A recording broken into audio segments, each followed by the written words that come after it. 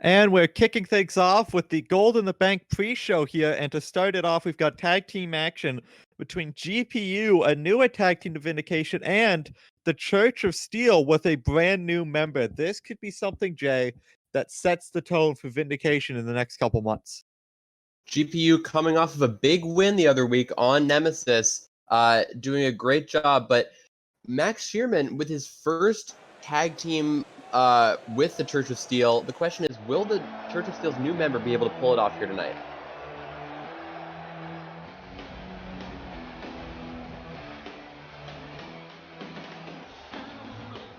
The opening match of the Gold in the Bank pre-show is a tag team match set for one fall.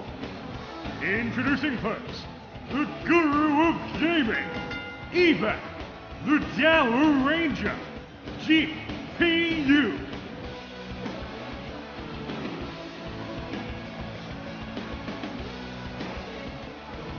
The Hyrulean High Flyer making his way down to the ring, and he is coming off of a major win against Chris Princess just under a month ago at the Vindication Super Show, and now looking to set the tag team division afire with his new team member, Dower Ranger, as part of GPU. Momentum means so much here in the CWL, and not only his victory over Chris Princess the other month, but also his win this past week with his partner Dower Ranger.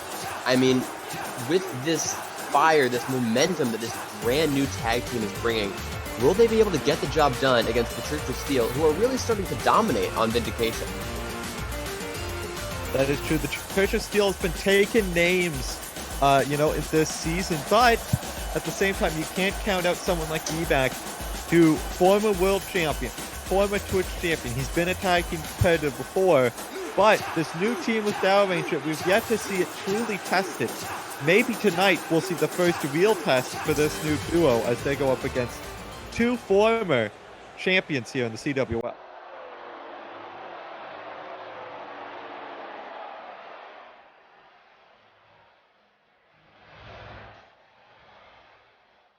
And their opponents, Max Shearman, Isaac, the Church of Steel.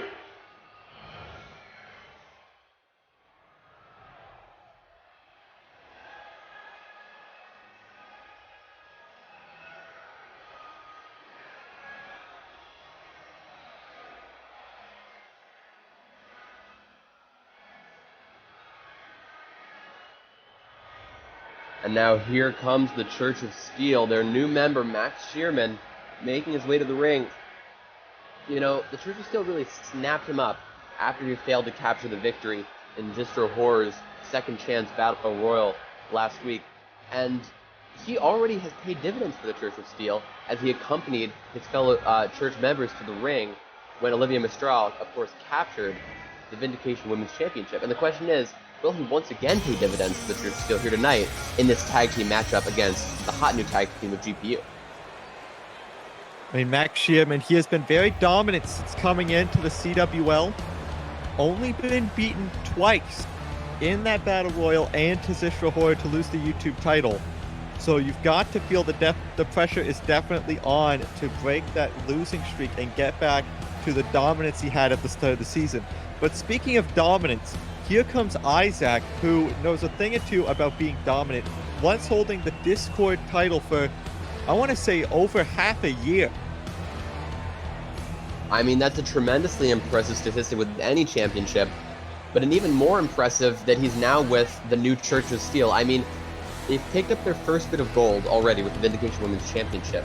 Now, my question is, with a tag team victory over GPU tonight, could they maybe get their momentum started in order to maybe go for the tag team championships themselves? I mean, we saw them come so very close to taking those titles off of Pistolero, but perhaps it could be this new change in partner for Isaac, the new sort of formation in the Church of Steel that creates the winning team to become tag champions. But we'll have to see what the chemistry is like between someone like Isaac and Max Shearman. We've seen Isaac do great things with plenty of different partners, but we've yet to see Max Shearman really show his stuff as a team player. This is where things can get interesting here tonight. I completely agree. It's very difficult for someone to make the transition from a singles competitor to a tag team competitor. And I'm very interested that not only is the Church of Steel interested in adding Max Shearman to their ranks, but they're expressing a lot of confidence in him by having him team up with one of their most veteran members in the ring here tonight in a tag team contest. But of course, Ebak starting it off strong with that huge lariat, sending Max Shearman outside. Well, it's just what said. We know Jack Steele, the leader of the Church of Steel, he suffered an injury during that match with Pistolero. I've got to wonder if maybe Max Shearman is being brought in to help pick up the slack now that the leader has been forced to sit on the sidelines. That's a tremendous point, and oh my goodness, Ebak just smacking the top of Max Shearman's head against the ring apron. That's solid steel, folks. That is not pleasant at all. It's going to rattle your brain, and oh my goodness, a Snake Eyes once again slamming him down onto the ring apron. And Ebak knows what he needs to do to put a competitor down. Like I said, former world champion here in the CWL. And he challenged for the tag titles plenty of times in Season 3, never was able to pick up the win. Could this be the new team that finally gets it done, rather than him and The Order? Maybe him and Dow Ranger could be that team, but right now, he is not able to make a tag, as Max Shearman was able to knock out Dow Ranger, and now it is the Church of Steel that have Ebak isolated. Attempting to display a little tag team chemistry of their own, but Ebak able to fight back out of the corner, but Max Shearman fires back with those clubbing strikes. And now Ebak sets up to the outside, and this is the perfect time to tag in Dow Ranger. And that's so smart on the side of Ebak, able to create that opening. But now, Max Shearman not letting Dow Ranger get off to too much of a head start, but Dow Ranger gonna get to a start regardless, rolling cutter. And Dow Ranger taking the fight to Max Shearman, rolls him up, Schoolboy looking for an early win, only a 1 count. What Shearman has to realize here is that he has a partner in his corner who is waiting to take the tag. He is so used to, hold on, I may have spoken too soon. Here he goes with that fisherman suplex, or more of an exploder suplex, pardon me, and that is exactly what I was talking about. Max Shearman is so used to competing as a singles competitor that it took him a second to remember that he has a partner waiting in the corner to get tagged in, but now Isaac taking the fight to Dow Ranger, maybe going for a second tag with Shearman. Oh, and Dow Ranger laying in a stiff forearm strike to Max Shearman. Max Shearman tried to create an opening for Isaac, but Dow Ranger was having none of it, but now Dow Ranger may have just been lured into the Dragon's Den. Dow Ranger was able to create that opening, but for how long? He's now in the most hostile territory imaginable. He's deep in the enemy corner, and Max Shearman and Isaac are not letting him forget it with this series of strikes, keeping Dow Ranger grounded. Yes, and Isaac now lifting up Dow Ranger, spinning Michinoku driver onto the outside. That just knocks the wind right out of you. You go right flat back on the concrete. It is not pleasant at all. That can jar your spine. It can rattle your your hips and kind of midsection area, make it harder for you to generate the lifting power that Dow Ranger needs to execute a maneuver like this. He must be in tremendous pain. And Isaac able to take advantage by reversing it into that inverted DDT. Yes, and right now, the two men brawling right beside our announce table. And I've got to say, you know, I like having an up-close view of the action, but this seems a little bit too close for comfort. And Isaac slamming him down onto the padded concrete. Dow Ranger getting more than acquainted with the outside area. Bring it back to the announce table. My commentary partner needs to learn something about how a real fight goes. But Dow Ranger may be looking to make a tag of his own, hopping back in the ring. Yeah, Dow Ranger getting it back into the ring. Does not want to get counted out, but the running leg sweep, taking the feet out from under Dow Ranger, blocking any possible tag. And this is right where Isaac wants him. And not only did that sliding knee strike enable him to prevent a tag, that's also the move that's taken out Harris, if I'm not mistaken. Yes, start of Season 2, Isaac was able to beat the current world champion with that very slide tag. Wait a second, Dow Ranger, huge spinning side slam. And that might be enough to put Isaac, no. The cutthroat side slam, not enough to finish off Isaac here. But Isaac, not defeated yet, dodging that drop kick. But Dow Ranger firing back with that huge forearm strike to the side of the face. And, Dow Ranger taking a page out of his team partner Ebak's book with that game over side slam. And now Dow Ranger maybe looking to put Isaac down for good. Setting him up, perfectly aligned, NVIDIA driver connect. Both of them taking a little bit of offense out of the other's playbook, and Max Shearman able to break it up. Great tag team work from Max Shearman here. He has not been tagged in yet after making that tag out, but he was able to save his partner there and provided the interference on the outside when Dow Ranger was sent over to our announce table. So right now, Max Shearman has been taken out of the match, and Dow Ranger looking to keep the pressure on. Isaac off the ropes. Huge leaping lariat. Isaac having to retreat into the corner and gets a quick shot in there. And this could be bad for Dow Ranger as Isaac's looking to take this one back to the outside. Or not. Commentator's curse strikes again. And now I think Isaac might be loading up something big here. And the championship winner connects. And that might just be it. Dow Ranger out like a light, but Ebak able to get back inside. Now that's the move that's brought Isaac most of his success, a lot of his success here in CWL. But neither of these competitors are out for the count yet. Oh my goodness, but after that huge leaping forearm strike, inverted atomic drop, and standing Michinoku driver, that might be the thing that finishes Dow Ranger off, unless he can make a tag here to his partner Ebak. And Isaac now just using his superior strength on Dow Ranger, manhandling him. Isaac, a deceptively large man. He wears a lot of cloaking garments to the ring, of course. He wears that big cape now that he's a member of the Church of Steel. But, behind those flowing clothes, also he's still wearing that t-shirt now, is just an absolutely huge muscle brute of a man. I mean, look at how he towers over Dow Ranger right now. Oh, and the championship winner. The championship winner again. Into the cover, hooking the leg. And no. Oh my god, Dow Ranger able to kick out of the championship winner after being hit with it a second time. And Ebak, it's not even like he was saved by Ebak either. He straight up kicked out at 2. The resiliency of Dow Ranger on full display here tonight. But now, Max Shearman might be getting in here to close off this match as he has continued to just brutalize Dow Ranger and is not letting him make a tag. That beautiful power slam and now lifting him up, Olympic slam. That high angle slam to Dow Ranger from Max Shearman. And now Max Shearman just buying his time, stalking his prey. Using the power of intimidation, daring Dow Ranger to get up and face him. And Dow Ranger answering the challenge with that dragon screw. And now these two just sort of going back and forth, neither one able to capitalize off of the other. But now Max Shearman lifts him up. He's going for that parting ways. But Dow Ranger gets right back up like it's nothing. And looks like he's going for maybe a small package drive, but gets caught into the Northern Lights. Dow Ranger needs to make a tag, and he gets the tag. Leaping all the way that stump, and now here comes Ebak, where Ebak gets caught with the TNA kick. Hooking the arm. Final breath connects.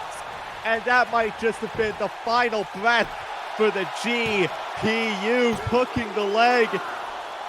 Oh my god! Ebak kicks out! These two competitors, GPU, have withstood so much punishment so far in this match. I gotta say, this is our opening contest, but it is adrenaline pumping, spine tingling action. This is getting me out of my seat. We have seen the best shot of both men, but Ebak still has a little bit more. The tank with that moonsault attack, looking to get the victory, looking to upset the Church of Steel, and Ebak showcasing his resilience, able to pick up the win. Incredibly impressive offense from both competitors here. And now I gotta say, GPU maintaining their momentum after their first tag team victory the other week. Do you think this streak of dominance should continue into the future and maybe lead to a tag team championship opportunity somewhere down the line? It very well could. I mean, we will see the result of a tag team title match later on our main show later tonight. But for right now, GPU can definitely celebrate a very hard-earned victory as they were able to take the best shots of both men. There was the final breath for Max Shearman, and I thought that was it, but the GPU lives on to fight another day.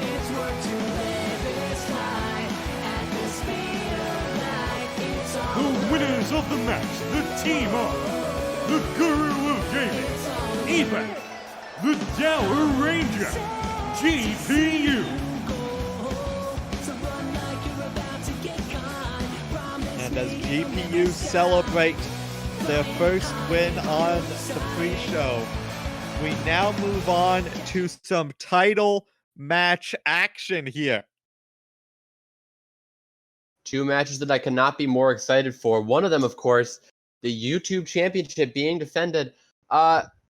Zistro, of course, won the Gold in the Bank Championship, briefcase last year, and now he is defending his YouTube Championship against Roger Finesse. Roger Finesse also has a little bit of history with this event. If those of you who remember, last season, he beat the Twitch champion to win that title on the pre-show. I think he's looking to do it back-to-back this season as well.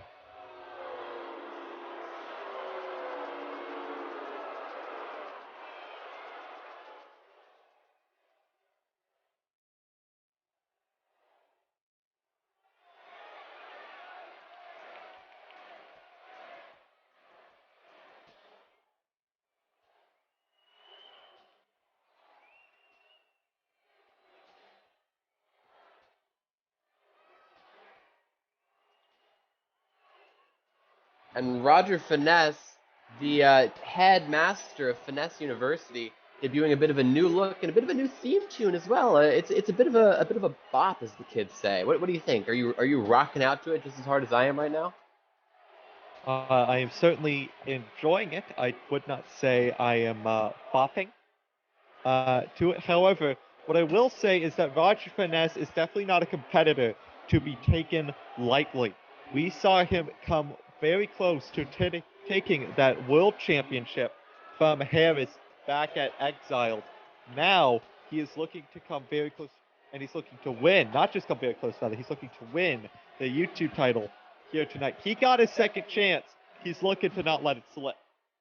I completely agree. And look, the headmaster of Finesse University excels in all things. Not only is he a fashion icon, not only does he excel in the basketball court, but his in-ring abilities are unparalleled. And quite frankly, I think he's going to be able to score the win over Zistro Horror here tonight. It's all going to come down to if Roger Finesse can get in those submission holds. Once he starts targeting that arm, there's not many people on any roster that can get out of those arm bars. Zistro Horror, he's going to want to keep his pace in this match. He's going to want to keep the pace quick. He does not want to get into a Roger Finesse match. He wants to wrestle his own match.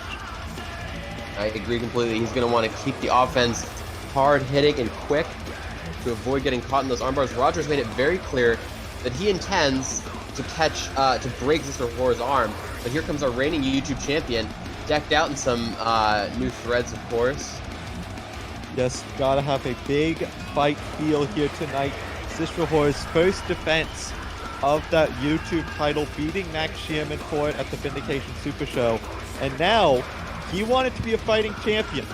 He chose to have those 8 men show up in that second chance battle royal. And now, could he be kicking himself for it? Because if he loses here tonight, he has no one to blame but himself.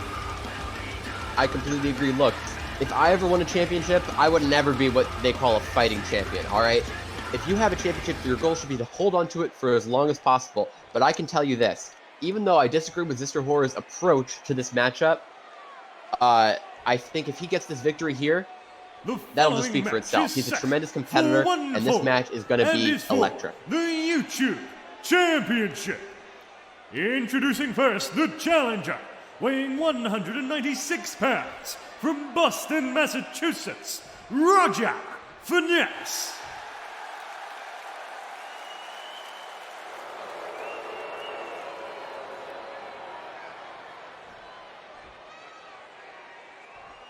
And your champion, weighing 200 pounds, from Moscow, Russia, your YouTube champion, Zistro Horror!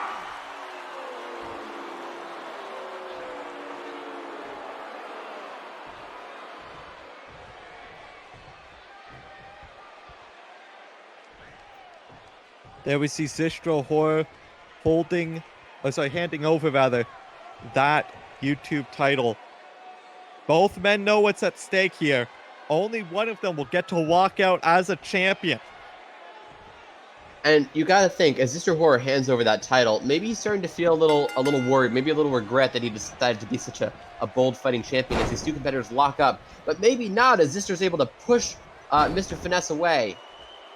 Yeah, and there we see, I think many may be expecting Roger Finesse to have that power advantage just because he has the size over Zistro Horror. But Zistro Horror showing in the opening moments, hey, I can go pound for pound, muscle for muscle with you. But he does not want to let Roger Finesse start taking out that leg. As we already see him, he goes for that dropkick, not quite able to get it due to the damage done. And Roger Finesse now looking to just start to pile on. That huge spinning driver, but Zister able to pop back up. But Roger able to counter as well with that clubbing forearm to the back. And now we see Zistro Horror getting up. Frankensteiner connects, and this is what I said. He wants to wrestle his own pace. He wants to keep the movement quick. Because if Roger Finesse starts to slow things down and starts to wear down Zistro Horror, it can get really bad really fast. Indeed. And look, the age of extermination, as Zistro calls it, is still in its infancy. But I think that Roger may not be able to reign, but drip all over Zistro's parade tonight as he gets that armbar and leg lock combination locked in. Typically, we only see him target the arms, but due to the amount of offense that requires that leg of Zistro Horror, I am not surprised to see him targeting that leg as well. You gotta think that if what Roger's thinking right now, I can weaken that leg enough, I can take out the Devil Trigger knee strike and the Siberian Claymore kick. But I mean, even the fall from grace, that Phoenix splash, he needs to be able to spring off the top ropes in a, an efficient way. And when you don't have the legs to do it, it can definitely cost you a few precious seconds. As these two just going back and forth, Roger Finesse getting dropped by that single leg drop kick, as Zistro Horror seems to be able to shake off the damage done to the leg, at least for the time being. Completely true. And going for this knee strike combination up against the ropes, absolutely nailing perhaps the kidneys and the stomach of Roger, knocking the wind out of his lungs. That's unpleasant for any competitor to experience. Now going for the pinfall. Open to the cover, not able to get it. This is still, sort of the early stages of the match as Roger Finesse sends Zistro to the outside. There is the champion's advantage at CWL. Roger Finesse cannot win the YouTube title by countout. That's absolutely true, but quite frankly, I think it's a risk that Mr. Finesse is willing to take. The damage that can be done on the outside, oh, pardon me, now going for that super kick back on the inside. And Zistro looking to light up his opponent with chops and that horrifying DDT. Both these men had big years at the show last year. Zistro looking to go 2 for 2 with that Siberian Claymore into the cover, hooking the leg, but Finesse not going to go down that easily. And he already landed that huge kick to the head. Could he be looking for the extermination here to continue his reign of horror with the YouTube Championship? Hooking arm and leg. Drops him on the neck.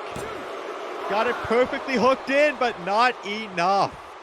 Roger Finesse doing as much as he can to stay alive in this matchup here. It's not easy to survive a move like the extermination. Not only is it a devastating maneuver to take, but he transitions it. Oh, perhaps I spoke too soon. Moving directly into the armbar. This devastating armbar. Won him plenty of championships last season. Looking to win it one more. Got it hooked in. Zistro Horror able to survive. And the thing about both of these men is their ability to transition their offense into a winning situation. The extermination is not only a horrible move to be on the receiving end of, but it's immediately a transition into a pinning predicament. The same thing with that armbar from Roger Finesse. He can hit it from basically anywhere. As Mr. Horror loads up his that lariat and now that inverted atomic drop and dropping the legs across the groin of Roger Finesse. Went a little bit down south, but Zistro Horror willing to do whatever it takes to keep that title, including a second Siberian Claymore, hooking the leg to retain his championship. No. Roger Finesse able to get out of it. Quite frankly, I thought that was the end. but I should have not underestimated the headmaster as he goes, and Zister firing up again. Looking one more time, extermination! And he may have just exterminated Roger Finesse's hopes. No! Oh my god! Oh my god! Roger Finesse getting out of a second extermination! Out of his own power. In our previous matchup, we saw tag team competitors providing the save for the people in the ring, but these competitors have to rely completely on themselves, and Roger Finesse able to escape not one, but 2 exterminations. Here's the thing, Finesse, he failed to win the world title. He failed to qualify for Gold in the Bank. He knows he needs to make the most of this title shot. He is not going to give up that YouTube title lightly. But Zistro Horror refuses to leave off the pressure. Going into a cover-up, that's 12-6 elbow strike, but not enough. Now, if I'm Zistro Horror right now, I gotta say I'm pretty worried. Oh, landing that kick to the midsection. Hold on. These Dragon Whip. Hold. If I'm Zistro Horror right now, I've got to be pretty worried on account of I've hit 2 of the biggest moves in my arsenal. That extermination. And it was not enough to put Roger Finesse down. What is going through his mind right now? What does he have to do in order to pick up the victory? As Roger Finesse goes for the cover, has the feet on the ropes, with Zistro Horror able to launch him off. And now Roger Finesse, I think, was maybe to look to turn into that armbar once again. Zistro able to fight it off. Siberian Claymore. The Claymore kick connects Zistro Horror into the cover. Did he just retain his YouTube title? And he did. 3 kicks to the face. I mean, imagine the damage that could be done to Roger Finesse's orbital bone right now as Zistro Horror retains his YouTube championship. And we saw at the end there, Roger Finesse was trying to turn that arm into an armbar. Zistro Horror had it scouted and immediately capitalized with that Claymore kick. What a match, and what a great first defense for Zistro Horror.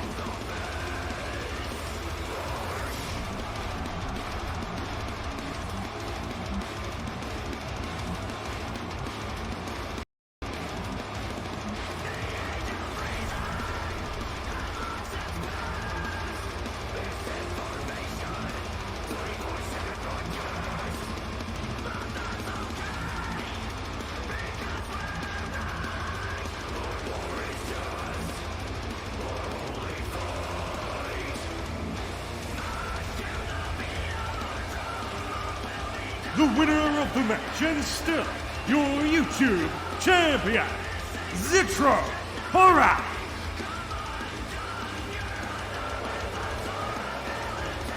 Zistro Horror keeps his streak at Gold in the Bank alive. But when we move from one title match to another, from Vindication to Nemesis, the Twitch title is on the line as Ryan Quinn goes up against TJ Blxck, and these two, they've got some history. I am extremely excited to see TJ Blxck stomp Ryan Quinn's head into the mat.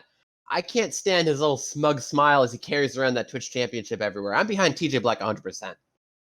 I mean, you can't deny his right to be smug, though, as Ryan Quinn winning that title by demolishing John Spartacus and then beating 3 of Nemesis's top men at Shadow War. You've got to feel he's the heavy favorite here tonight.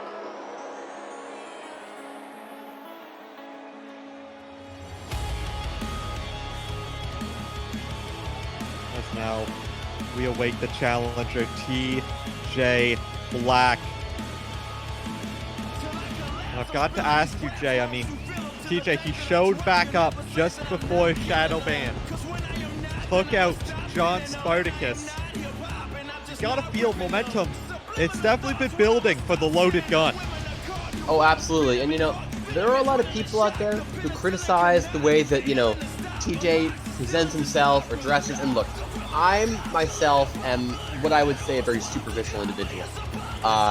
If someone shows up to, you know, somewhere where I am and they're dressed all scummy, I'm going to send them away, you know? But the thing about TJ is that behind that grubby demeanor, he has the power and the skill of a champion.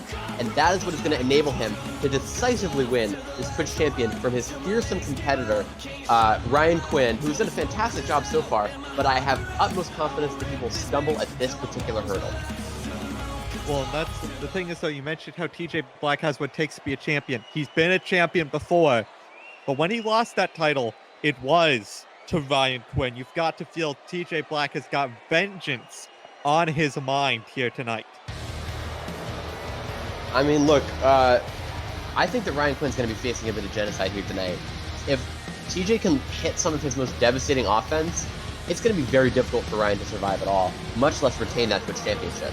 But then again, Ryan does have that unbeatable, almost, Quinn shot on his side, something that has scored countless victories for him in CWL.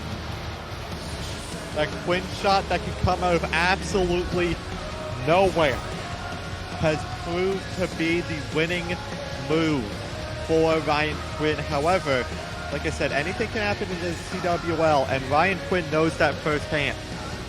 Tonight, he needs to go in there fully taking TJ Blxck seriously if he looks to walk over the title, but TJ Blxck cannot allow himself to get too confident on that same point, because Ryan Quinn's beat him before. TJ Blxck has never beaten Ryan Quinn. That is very true, but look, if I'm TJ, what I'm thinking right now is I'm thinking about that loss. I'm thinking about the defeat that I've suffered at the hands of Ryan Quinn, and I'm letting that inform my strategy going into this matchup. I think that the fact that he was beaten by Ryan before is what's going to allow him to score the victory this time, as he'll have a lot of those moves scouted. Well, the thing is that, you know, Ryan Quinn's someone who has had a very, I'm not going to say similar arsenal, but someone who, you know, he has his bread and butter. He has the Quinn shot, you know? TJ Blxck, someone who has adapted his moveset since we last saw him lock up with Ryan Quinn. We saw him debut before that fight with Spartacus, that devastating sleeper hold that was able to put to sleep the gladiator of Nemesis. I think if he's able to lock that in, Ryan Quinn might be having nightmares of TJ Blxck becoming Twitch champion.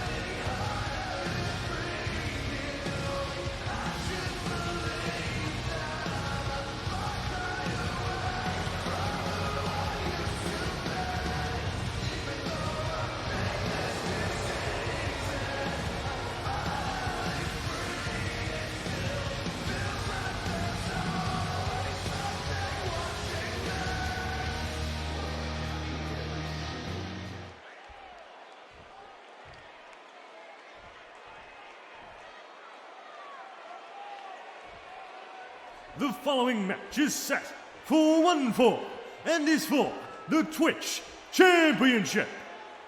Introducing first the challenger, weighing 215 pounds, from Salt Lake City, Utah, the loaded guy, TJ Blxck.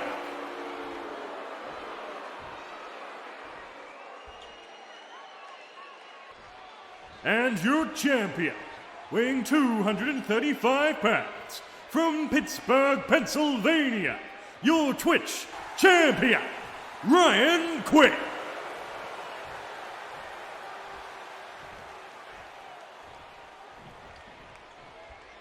As Ryan Quinn stares down his Twitch title, I look to the other side of the ring, and TJ Blxck has been staring daggers through Ryan Quinn this entire time. This is about more than just the prize. It's about the pride. It's about revenge. It's about being able to call yourself one of the best that Nemesis has to offer. Both these men are ready. Let's just ring the bell and get into it. I didn't even know this was possible, but I think I may be more excited for this match than I was the YouTube Championship match, although that delivered in spades. I am so excited to see Ryan Quinn, oh my god, taking the fight to TJ with that. And you talk about delivering in spades. TJ just delivered that super kick right across the jaw, and these two have been beating the crap out of each other ever since the opening bell. That animosity from their last Twitch title matchup has not died down at all, with Ryan Quinn nailing that lariat to the outside. These two don't just want to win against one another, they want to hurt each other. Absolutely, and you know, these two were meant to face each other in tag team action, you know, a week or so ago on Nemesis, but neither one of them got tagged in. They are completely fresh here tonight, and you've got to feel both of them are gunning for them, but can the loaded gun take his shot and secure it for that Twitch title? As Ryan hits that knee strike, I remember, you know, I was commentating over that tag team matchup. The whole time, these two competitors were just staring with absolute venom at one another. And you got to think, all that animosity, all that pent-up aggression is going to come out here in the ring tonight. And you see it coming out with TJ landing that huge launching suplex. And, you've got to give, all the credit where it's due to Ryan Quinn's striking ability, but you have to give the striking advantage to TJ Blxck. He is proficient in strikes. He's proficient in submissions. Ryan Quinn is going to have to out-wrestle TJ, but the loaded gun may have just taken this match with that shot to the jaw. Absolutely. Maybe knocking a few of Ryan Quinn's teeth down his throat with these boots to the face and following up. Oh, goodness. Targeting the arm. Just so vicious in the ring, dissecting his opponents. They call him the loaded gun for a reason, and you can see him living up to that nickname with this deadly offense. Oh my god, slamming the fist against the face of Ryan Quinn and then pounding his face on the mat like that. Now mocking the wild card of CWL, but you do not want to waste any time against Ryan Quinn. Oh, wait a second. I thought he was going for a Quinn shot. He just got caught into that spinning side slam, only a 1 count. It looked to me like he was going for, something big there, but look at that. TJ reversing it right to that pyramid scheme armbar. Extending the arm, looking for an early submission, but Ryan Quinn just punching his way out of it. Showing that he has some very, very capable striking ability of his own. But what's TJ going for here? Whatever it was just interrupted by Ryan Quinn, following up with wait a second. A huge neck breaker. Neck breaker, turning it around. We've seen this before, into that last chancery. Hooking it in, looking for the submission victory is Ryan Quinn, but TJ Blxck able to break up the hold. And nailing him once again to the shot to the face. Ryan Quinn. Wait a second. Sleeper hold. Sleeper hold locked in, looking to make the champion pass out here. TJ Blxck got that choke locked in. Nowhere to go. Nowhere for Ryan Quinn to go. And Ryan Quinn is out. Ryan Quinn is out like a light. I told you TJ Blxck was going to get it done. He locked in that devastating sleeper hold, and we have a new Twitch champion. Ryan Quinn looked to be on the comeback trail, but TJ Blxck snuffed that out immediately with that sleeper hold. We have never seen it broken up. We've never seen it escape. And this might be one of the most devastating submissions in the CWL today.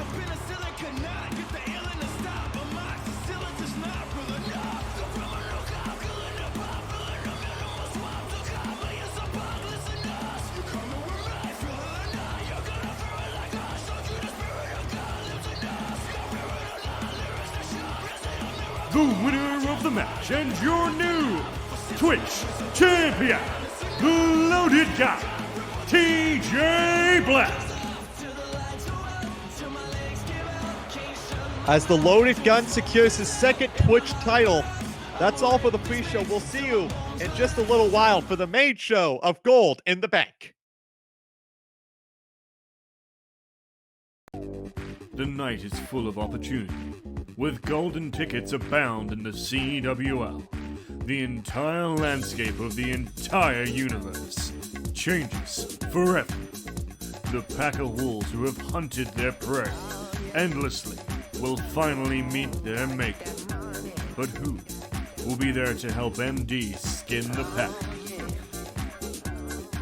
Two men will attempt to push back against a huge force.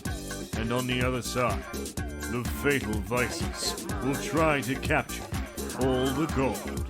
The Queen will once again defend her crown against someone who comes in full steam ahead. And the moment we've all been waiting for, the Misfits, a brotherhood we never thought would end, is now separated by a prize. A prize that has corrupted Michael Young to do the unthinkable. Ladies and gentlemen, welcome to Gold in the Bank!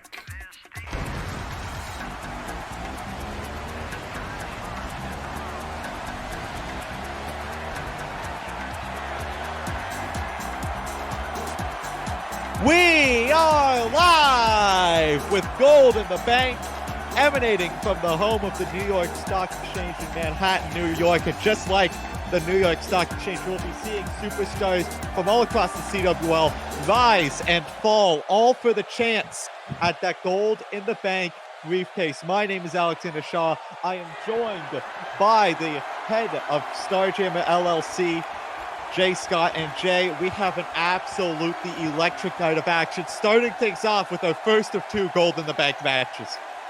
I am so excited. The whole time I was driving here from my luxurious Hamptons estate into the city, I was just tapping on my steering wheel. I could not be more excited. That's right, I drove myself this time because I could not wait to get here and see this spine-tingling gold in the bank ladder match to open up our show.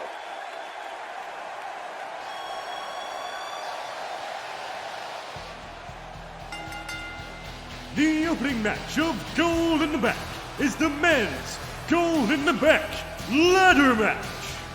Introducing first, weighing 215 pounds, from Otai, Japan, Yamashita.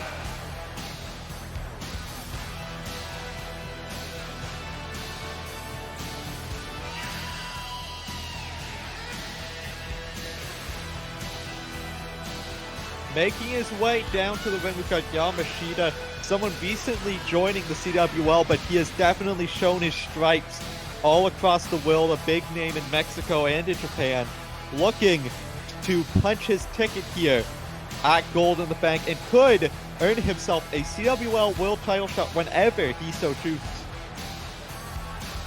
Very true, of course. Yamashita, a veteran competitor, has a lot of experience in many promotions.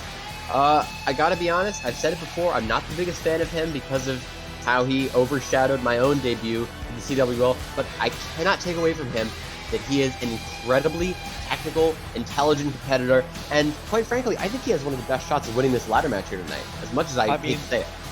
We talk about momentum all the time. He's the one coming in with all the momentum. He beat both Kaz the Mad and Zairotoa just last week on Vindication. He's the one riding that wave, and he could ride that wave all the way to becoming a champion here in the CWL.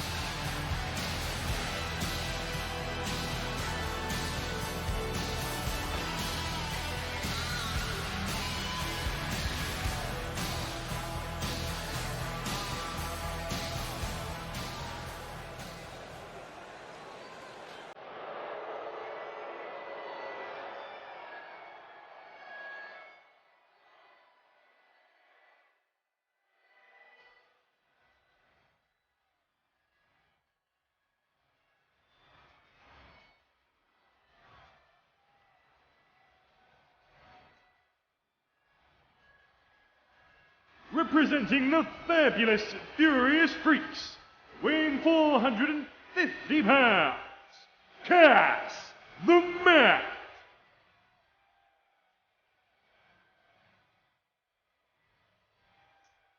And now here comes Kaz the Mad, representing the fabulous Furious Freaks in this matchup, winning his qualifier in pretty decisive fashion, but of course coming up short against Yamashita and Zairotoa in that triple threat just before this pay-per-view here. I think he has one of the best chances to win the ladder match, despite his size. You know, we've seen him be surprisingly agile. I think he's going to pop up the ladder, undo, of course, that extremely complicated padlock that the CWL, I've been watching him set up here. I've watched him install that padlock. It took him a lot of work because it's such a complicated mechanism. But I think, you know, he has nimble fingers. I think he's going to be able to pop that briefcase right off there and punch his ticket to a championship gold sometime in the near future. And veteran CWL viewers will know the significance of this event of Gold in the Bank for Kaz the Mad. All the way back in Season 1, he had a title shot, a world title shot here at the show, and he fell short, looking to not fall short once again. Weighing 248 pounds, by ways of the Isle of Samoa, Zero Toya.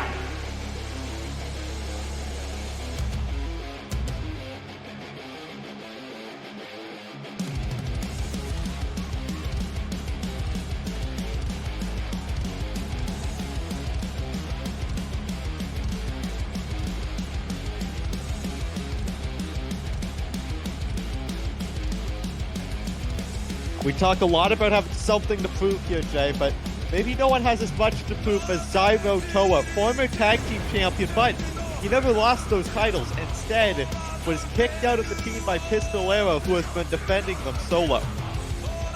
And you got to think, with an opportunity at this Gold in the Bank briefcase, what's he going to do? What championship will he target?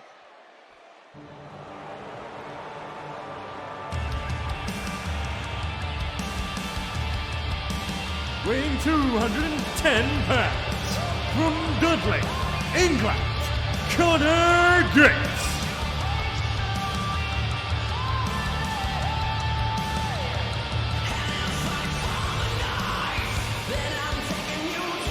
And I'm just absolutely jamming out to Connor Gates' theme. The man, of course, who handed me my very first loss here in CWL with that devastating cold blood. And you've got to think that with his hardcore styling, his tremendous endurance and durability, he's got a great shot at climbing to the top of the ladder, pulling down that briefcase, and punching his ticket to a championship opportunity in the very near future. I mean, he's got all the tools to succeed here in this match.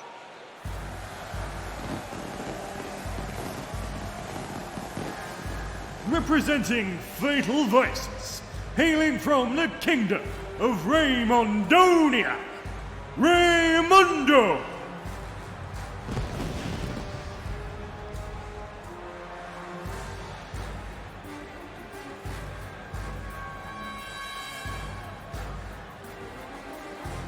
And here comes a man who is definitely someone I was about to say who's got the CWL universe on his side, but maybe not as late as Raymondo, one of the members of the Fatal Vices.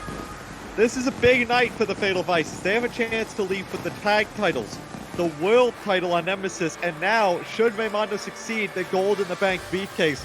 We could see a full Fatal Vices takeover should things go their way here tonight. It's something that I would describe as a dramatic shift in the CWL landscape when the Fatal Vices made their debut.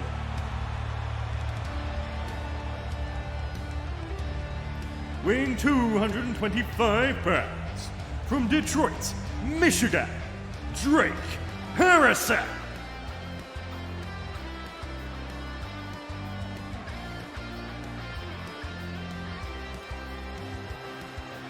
And now here comes Drake Harrison, who of course has been struggling with some internal issues of late. Now, you know, the Detroit superhero, he's a tremendous athlete, but you gotta wonder, if he manages to score the briefcase, is he gonna have the briefcase, or is Rex gonna have the briefcase? I've got to be honest, I am not a scientist or a psychologist. So I don't know if you become half dinosaur if you are one and the same or not. What I do know is this one's getting underway, and this is going to get chaotic very fast. I mean, speaking of chaotic very fast, everyone's already launched themselves towards one another. Drake Harrison landing that huge leaping kick. Apologies in advance if we missed a couple moves, but all these competitors are just so hungry to win. They are launching themselves at each other, doing a tremendous amount of offense. Yamashita locking up with the big Somalian, Ziro Toa. Drake Harrison and Connor Gates going at it over there. And Kaz, the first one to pick up a ladder, taking the fight to Raymondo. But now Yamashita focusing on Kaz now, as Ziro Toa had been knocked down. Well, as things are breaking down all across the arena here, you have to remember, though, that for those new to the CWL who have not seen a CWL ladder match before, not only is the briefcase hooked up there, but it is locked with a padlock, meaning that it's going to be extra difficult for those men to secure that briefcase and take it down. But right now, the only two that have a chance are Kaz, I was going to say Yamashita, but Kaz, the only one standing in the ring right now, as he sets up a ladder. But trying to get rid of Yamashita first, but Yama not going to happen. Yama, veteran competitor, not letting himself get knocked out of the ring that easily. Looking for something big here, over the shoulder with that pop-up cutter. Oh, onto the ladder as well. A bad landing for Kaz the Mad, and this could be Yamashita's moment. I mean, you got to think that it's going to be difficult for Kaz to make a comeback after taking an impact like that. But Mondo and the Somalian Ziro Toa making their way back into the ring, looking to claim a piece of that briefcase for themselves. Absolutely, and now things starting to break down on the inside. It's getting crowded. Drake Harrison and Connor Gates battling on the outside, right onto the apron with that drop of the snake eyes, and now 5 of the 6 men in the ring. Like I said, things starting to get crowded here. We see Raimondo trying to maybe target the arm of Zaratoa and show it off just a little bit. And now look at him. Oh, look at that. Drake grabbing the back of the head of Connor Gates and slamming him on the steps. You know, I keep asking myself the question, is Drake in control or is Rex? I mean, look, I took a paleontology class when I went to Harvard. Did I tell you that? I've been to Harvard? I was aware that you've been to Harvard, yes. Yes, so I took a paleontology class, and look, those dinosaurs that Drake has a sort of kinship with, I mean, they are immensely powerful creatures, and that's how he's able to exhibit that immense power. And hold on, Raimondo pulling Yamashita off of the top turnbuckle, but Kaz following up. Raimondo reversing it into that Impaler DDT. Raimondo's taking names right now. He is laying out the Vindication field one by one. And I've got to be honest, Raimondo might be the favorite to win this whole thing. He's not my top pick, but I would describe him as perhaps my second. Who's your pick to win this match? Is it Raimondo? You know, there's definitely a lot of people you could go with Raimondo. You know, like I said, could be the favorite, but Zaratoa and Yamashita, two people that could steal. Zyro has, like I said, that motivation. He wants to show that he is, you know, on the same level as Pistolero. And Yamashita, he's got the momentum coming in. I think this one might be too close to call. It is truly anyone's game. Very true, and Connor pushing that ladder in right into the face of Kaz. Not having the best of luck with ladders as Kaz so far in this matchup. That's the thing. And, you know, we talk about momentum, we talk about the favorites, but at the same time, when it's 6 men, and you don't need to pin or submit anyone, you just need to grab that briefcase, truly anything can happen. I mean, going into last year with Zistro Horror, no one maybe predicted Zistro Horror as being the favorite to win. He was very much so a dark horse pick, but he ended up winning the match, winning the briefcase. So anything truly can happen. We could see a Kaz the Mad win. We could see a Connor Gates win here tonight.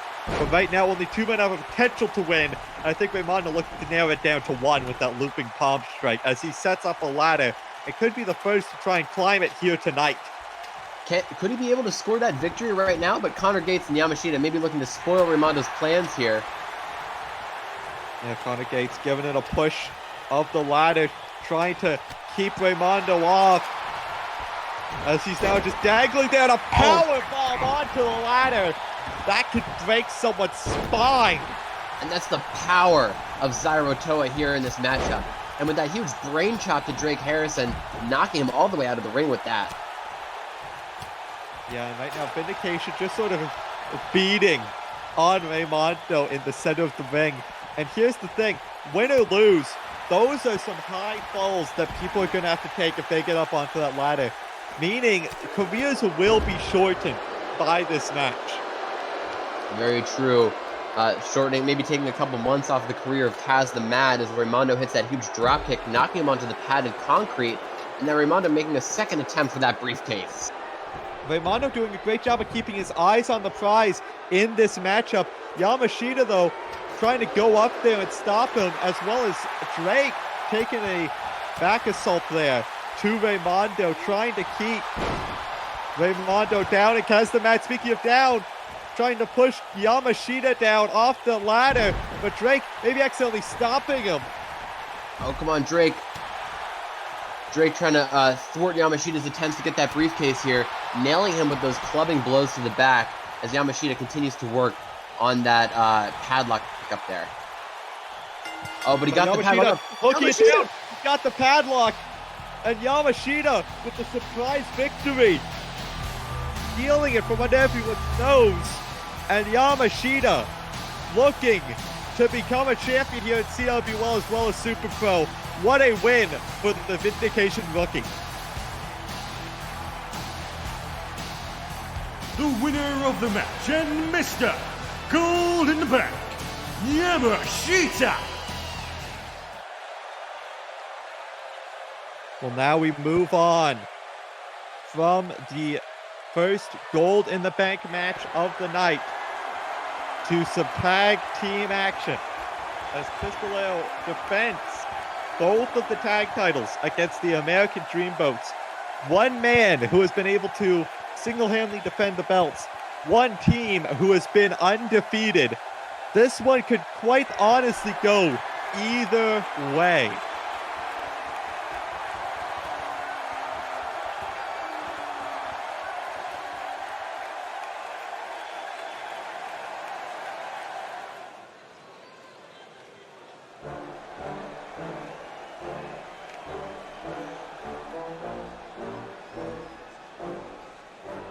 Yeah, I just wanna be the greatest. Everybody knows my name, shit. I'ma have this whole The fucking following playlist. match is a handicap match, set for one fall, and is for the Tag Team Championships. Introducing first, your champion, weighing 185 pounds, from Allentown, Pennsylvania, the Tag Team Champion, Pistolero.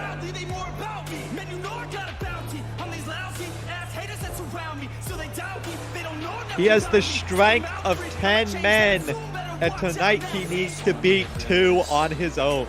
He's done it before. Not too long ago, he beat the entire Church of Steel, Isaac and Jack Steele, in 2-on-1 action. And tonight, like I said earlier, he could very easily do it again against the American Dreamboats.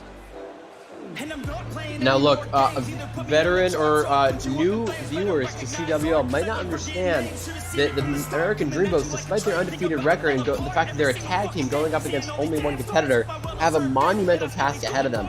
Everyone thought that Pistolero was going to lose these championships, in his first solo defense of them. But they were proven wrong when he was able to fight everyone's expectations and pick up the victory. And now he looks to do it again with his immense strength, immense technical ability, and pick up a victory against the undefeated American Dreamboats here tonight at Gold in the Bank. Well, and I mentioned it earlier during Zivatoa's entrance at Gold in the Bank.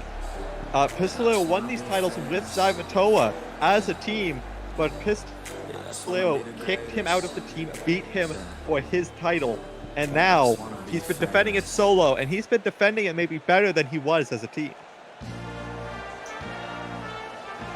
The challengers, representing Fatal Vices, Jake Eagle, Daddy Luscious, Matthew Ramirez, the American Dreamboats.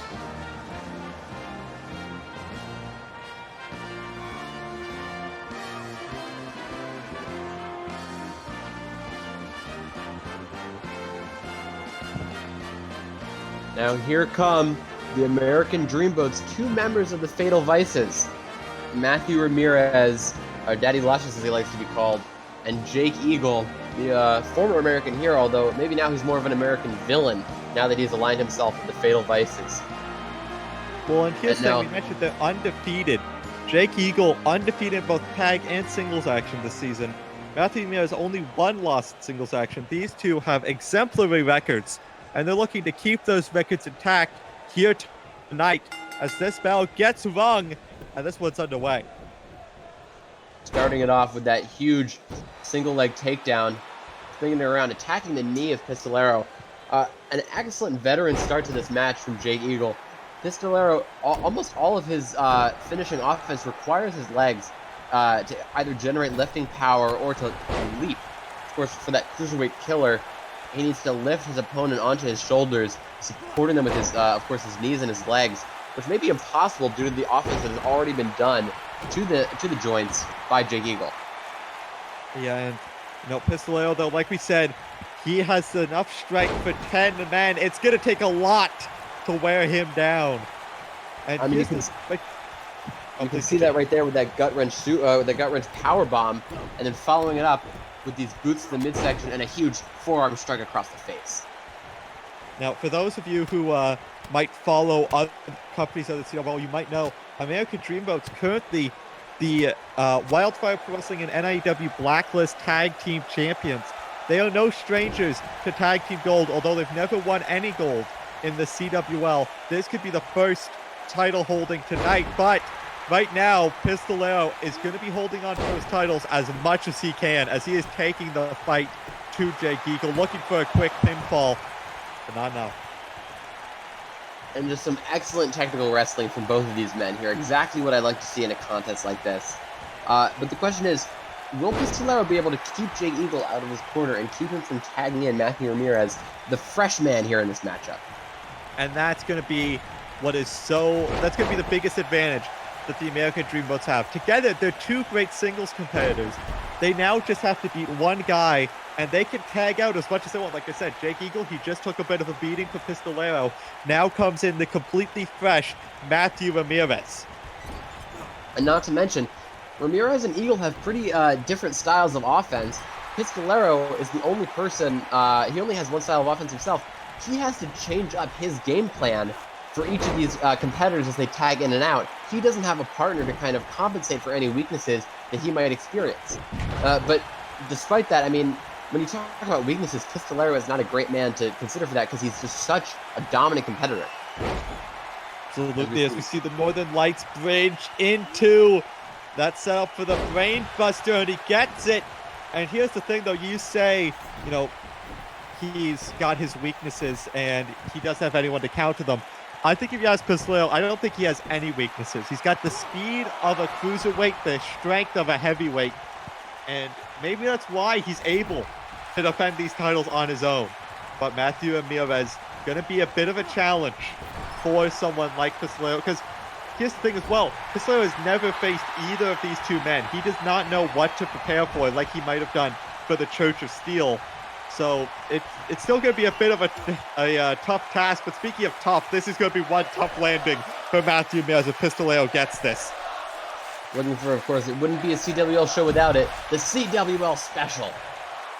That suplex the outside, and that could be the turning point. I mean, that is going to do a lot of damage to the back of Matthew Ramirez, and Pistolero needs all the damage done he could get.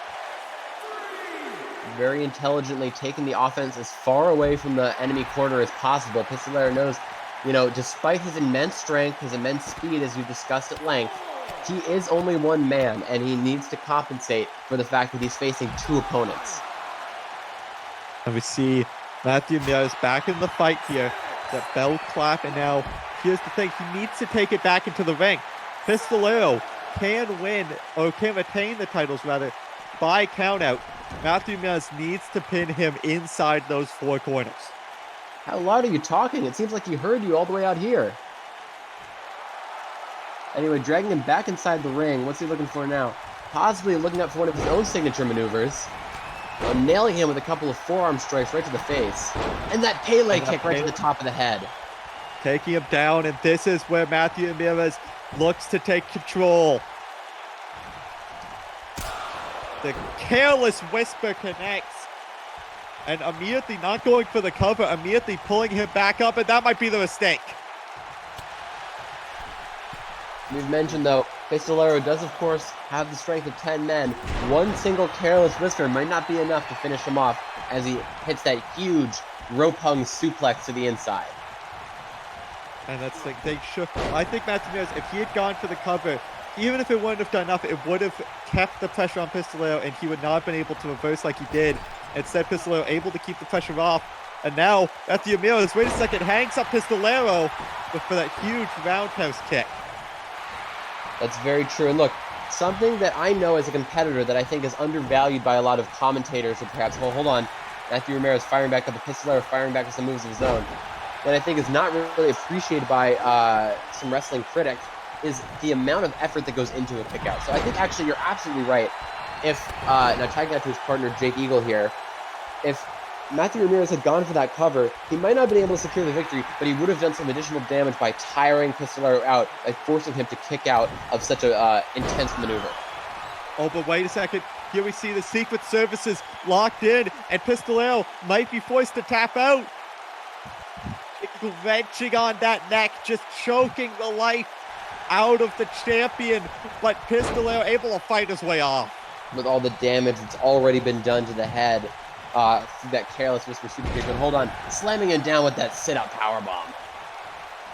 And that's the thing, the quickness of the strike of Pistolero, so dangerous. But right now, Jake Eagle, oh wait a second, was going for a slam there, not able to get it, and Pistolero able to create some distance. Sliding out of the ring, not looking to let Jake Eagle get a second of rest, even on the outside. As Jake Eagle lands that knee strike to the face, the Pistolero knocks that super kick, or sorry, that drop kick out of the air. And now these two just exchanging strikes back and forth on the outside. Belly-to-belly suplex onto that padded concrete. And Pistolero, you know, I think his strategy, at least that we've seen so far in this match, he has used the outside to his advantage. He has used it to sort of even the odds and, you know, try and hurt both members of the American Dreamboats more than they would be in the ring, because he knows he needs to make up for two people in this match. Very true. And you know, I doubted you initially when you described Pistolero as having the strength of 10 men, but with that overhead belly-to-belly suplex on Jay Eagle, a much larger man, I gotta say, I'm starting to be convinced. Absolutely. And now we saw him, maybe was looking to set up for the Boston Tea Party there, was Jake Eagle. And now, wait a second, big STO there. And now, here's what we talked about earlier, how, you know, this match, the longer it goes, the more it could benefit the Dreamboats. Jake Eagle has the opportunity to make a tag at some point and get in a fresh partner. Whereas Pistolero, he's starting to get fatigued. Absolutely. The endurance and durability of Pistolero is really something to applaud here in this matchup, as he looks to single-handedly retain the Tag Team Championships against the undefeated American Dreamboats. Oh my God. Connecting with the Vea Con Diablo, and that might just be enough. But Pistolero not immediately going for the cover. Instead, looking to continue to beat down on Jake Eagle and continuing to just lay in those heavy strikes. And could he be looking for, of course, his infamous Cruiserweight Killer? As now lifts him up onto the shoulders. Goes Jake Eagle. Pops him up. Cruiserweight Killer, that's CWK. And now, knocking Jake Eagle clean out, perhaps. Going for the cover. Far away from the Dreamboats corner. But Matthew Ramirez, and that is why it is so difficult. Wait a second. He's just going to go for a second one, this time on Ramirez. A second CWK. And now Pistolero has knocked out both members of the Dreamboats. Goes for the super kick. No, and Matthew Ramirez able to escape to the friendly corner. And you got to think, Matthew Ramirez is going to have to take a second to recover after offense like that. I mean, if not several seconds. Oh, wait a second. Secret Services have been locked in, and that might be enough. Jake Eagle looking to make Pistolero tap out, and he does. We have new tag team champions. The Dreamboats have done it, and the Fatal Vices pick up their first win here on Gold in the Bank. The Dreamboats have achieved their American dream, beating Pistolero, claiming those tag team titles, but you have to give big ups to Pistolero for lasting as long as he did against an undefeated tag team solo.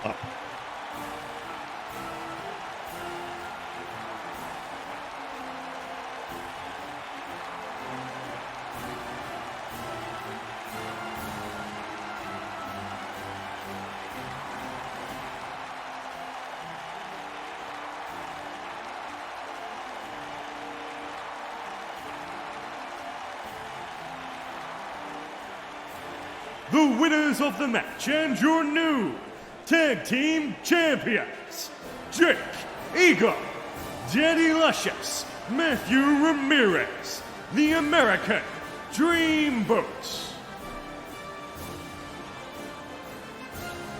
Well, the Fatal Vices may have failed to win Gold in the Bank, but they've got some gold around their waist as the American Dreamboats take home some belts to the Fatal Vices. But from one, well, I don't even want to call it a tag team match, from one handicap match to a tag team match, we've got William Black and Austin Wolf versus MD and a mystery partner. These two have been beating down MD for the past couple months, and it seems MD finally has someone on his side in this fight. William Black and Austin Wolf have just been defending themselves.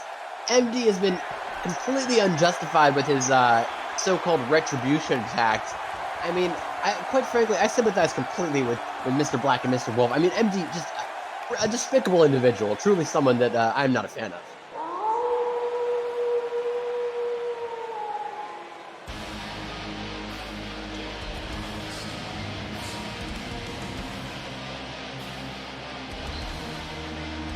The following tag team match is set for one fall. Introducing first, the team of the Wolf of War, William Blxck, and his tag team partner, Austin Wolf.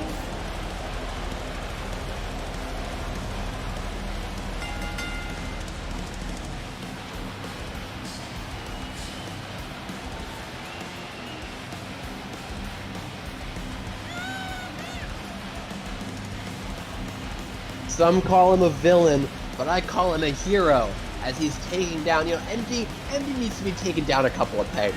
And William Blxck, I think, is just the man for the job.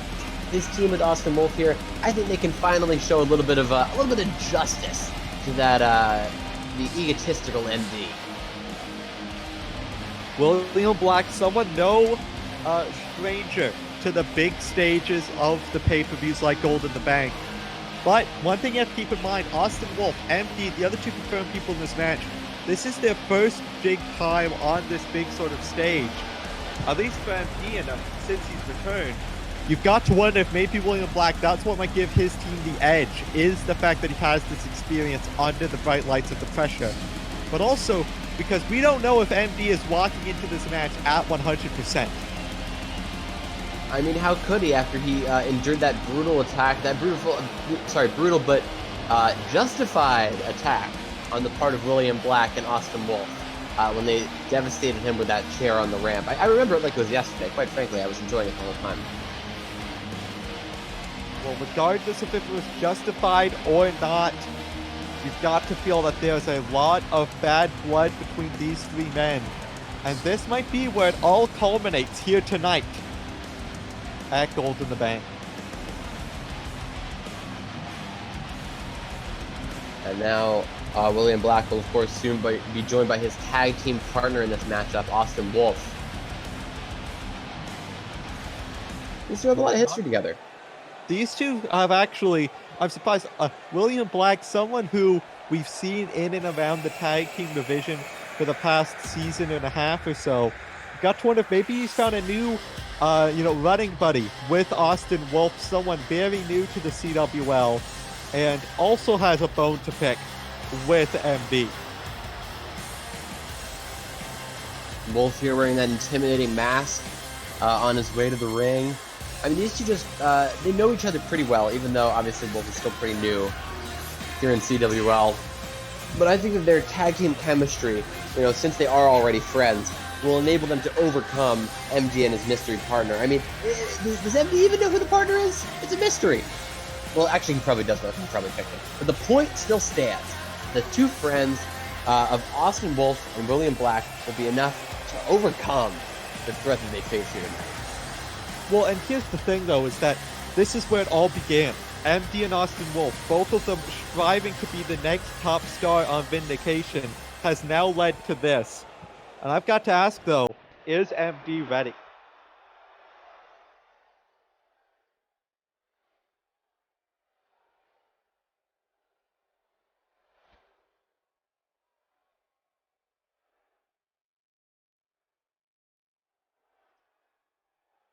And their opponents, MD.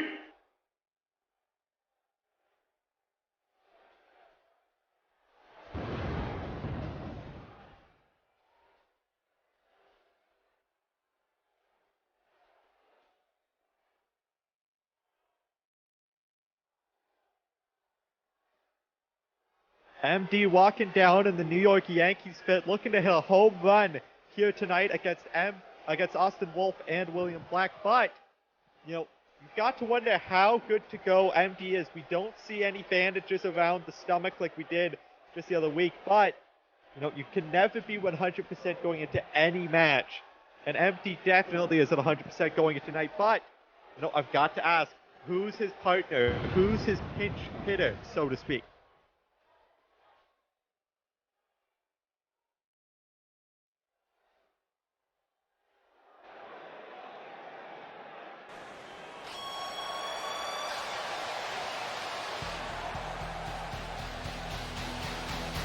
And his tag team partner, Jack Thunderheart.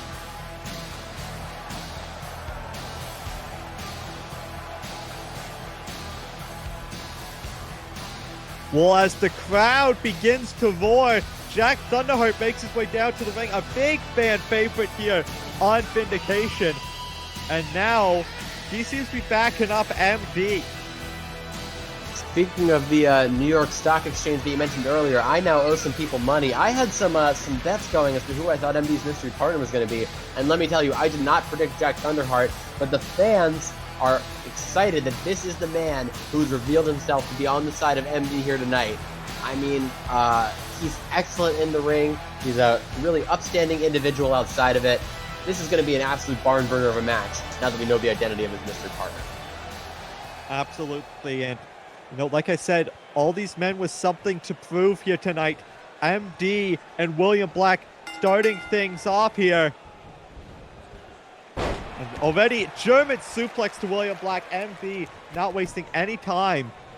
But a little bit slow to get up off the German. Like I said, you can't tell how 100%, how close to 100% rather, MD truly is. Another German though. MD keeps getting these suplexes. He doesn't have the bandages wrapped around his stomach, but that might be a ploy. It might be, he might still need those bandages, but he might have decided to go without them in order to intimidate his opponents and make them think that he was at 100%. We have no idea of telling how good MD is actually feeling right now until we see him continue to compete in this match. But quite frankly, from his dominant performance from the outset, it looks like he might be good to go. Very well might be, but it's going to be interesting to see how it goes as this one goes on. But speaking of going on, right now, Jack Thunderheart in it, and now these two going on and on with these moves. What a sequence there. For someone who, as far as we know, these two are tuning for the first time tonight, they have a lot of chemistry. Let me tell you, when MD picked Jack Thunderheart to be his partner, he certainly got a lot of bang for his buck as they were able to execute that devastating flurry of tag team offense there. So but Jack Thunderheart getting knocked down by William Black, and William Black looking to make the tag to Austin Wolf. And like I said, William Black definitely the veteran in this matchup. Austin Wolf and Thunderheart, two new bloods to the CWL. Now Austin Wolf decided to, I have a question. Do you think that wearing that jacket and hood is gonna decrease his performance? Do you think it's gonna make it harder for him to see, or maybe make him sweat more as he tries to compete in this match? I do agree. It could definitely have some logistical concerns for Austin Wolf, but you also have to think on the other side, it's a bit more difficult to get a proper hold of someone when they've got a sort of a jacket on that might be flowing a bit more than a t-shirt that sticks to you, or just your skin. And speaking of skin, right onto the chest, right onto where it was injured, Austin Wolf just laid that dangerous double stomp, laying the soles of his boots directly into the abdomen of MD. You gotta think that's gonna crush the ribs, knock the wind out of the lungs, but despite that, MD is still fired up, trying to whip, I thought he was gonna try to whip him into the corner, but he picked him right up and dropped him with that huge Samoan drop. Yes, and now MD taking the fight to Austin Wolf, but Austin Wolf keeping MD in the bad corner, the corner he does not want to be in, as that shoulder tackle connects. And now this is where things can get very bad for MD. Trying to put him in the corner there, slamming the fighting Irishman. But he's not intimidated, jumping up with that complete shot. And he landed all of it smack dab to Austin Wolf, but Wolf right back up, fighting through the pain. Perhaps some of the mask absorbed some of the impact from that huge devastating maneuver. I am quite a sturdy competitor. Hold on, going for the pinfall here, might be able to pick up the win. No, just a one count off the lariat. I'm quite a tough competitor myself, but if I took a complete shot like that, I think I would have been down for a bit longer than one count. Possibly think of the adrenaline coursing through. Slayer. The Kingslayer may have just slayed the Wolf here into the cover, hooking the leg, but not enough. William Black taking out the referee in the process. What a brave individual, William Black. A lot of people would fear disqualification, but William Black knows that he's fighting for the right cause, and so he's not afraid to lay the boots to our referees who are not trained to receive that kind of offense. He could be seriously injured after something like that, but quite frankly, it's the right thing to do as Austin Wolf follows up with that spinning sit-up powerbomb. That blue thunder bomb, shades of Jack Thunderheart, maybe looking to send a bit of a message, and he may be looking to make MD go nighty-night here. Huge running bicycle knee strike, and that might have just knocked out MD into the cover, hooking the leg, and Jack Thunderheart out of nowhere able to break it up. Oh, and look at that, Austin Wolf, speaking of taunting Jack Thunderheart, literally doing that just there, begging him to come into the ring, taunting him there, maybe trying to get him disqualified. And now Wolf continuing to just light up MD. MD not able to get anything going right now. Gets hit with that giant splash in the corner. And a second one for good measure. Awesome Wolf, I think, setting up for something big. But MD following up with that bell clap, not letting him have it. And sending him into the corner. Going for a bit of tag team offense, perhaps? No, another splash. Went for the splash one too many times, and MD making him pay for it. Northern Lights flips over into the Brain Buster. Tremendous strength, tremendous core strength that requires from MD. He might be a little bit more healed than we originally believed. Possibly, I mean, like you said, he doesn't have the bandages, but he might need a couple as William Black is beating the brakes off of MD right now. And MD trying to fight to his feet, and here goes another snap German suplex. But William Black is right back to his feet. And looking for that big forearm to the back. Now, you know, Jack Thunderheart was the one who originally helped MD when he was beaten down the first time by Black and Wolf. You have to think that that might be the basis for their kind of camaraderie here in this matchup. Wait a second. Revolution knee strike, not enough. But it's got to be, you know, got to feel there's at least some camaraderie there between Jack Thunderheart and MD. And who knows, perhaps we've got a new tag team on our hands as MD, former tag team champion here in the CWL. That is very true. William Black following up with that big shoulder tackle. You even know what camaraderie means? A friendship. And speaking of friendship, I think he's looking to put an end to this match here, looking to black out the friendship between Jack Thunderheart and MD with that pedigree. Not just an end to their friendship, but an end to his face with that huge butterfly face buster. Yeah, that could definitely do some damage. Some tag team offense here inside the ring by Wolf and Black. Yeah, just taking the boots, taking the knees to Jack Thunderheart now. MD all alone once again, sent it to the corner, and this is where things are looking bad. As William Black getting up to the top, and now a hanging dragon sleeper just choking out MD. He does till the count of 5 to break it, and he does. That hanging dragon sleeper there, cutting off the wind, cutting off the blood to MD's brain, making hard for him to focus and hard for him to kick out of a pinfall. But Jack Thunderheart keeps him from needing to do that as he breaks up the pinfall himself. Yeah, but now the strikes from William Black. MD desperately needs to make a tag. Thunderheart reaching to try and get it, and he gets the tag through the defense. But William Black immediately with the Wolf's Fang. That Black Fang right to the face of Jack Thunderheart as he follows up with that huge lariat. He's not intimidated even though his nose might be broken. I'm surprised he isn't bleeding. Well, fighting through the pain is Jack Thunderheart now, looking to go for the cover, but not enough. He's going to have to follow up with one of his signature offense, perhaps a Thunderbuster or a Blue Thunder Bomb. But Black predicting it there, hitting that huge dropkick to the chest. And now William Black locking in that camel clutch, looking to make Jack Thunderheart tap out right in front of MD. But Thunderheart able to break the hold, slips under. And now it's William Black that's in the bad corner for this match as he gets hit with the Blue Thunderheart Bomb. Right in the corner there, right next to MD. If he goes for a pinfall now, he'll certainly have an advantage. But he's not finished with William Black yet. Choosing to keep up the offense, not going for a pinfall, instead lifting him up fireman's carry position and just drives him neck first into that top turnbuckle. William Black on Dream Street right now. That is too far. That could be the end of his career. As he goes for that, hold on, the Thunderbuster. You want to talk about ending a career, that sickening Brainbuster might do just that into the cover. And oh, a big collision there. Referee taken out. I don't know if William Black would have been able to kick out if it wasn't Frosting Wolf.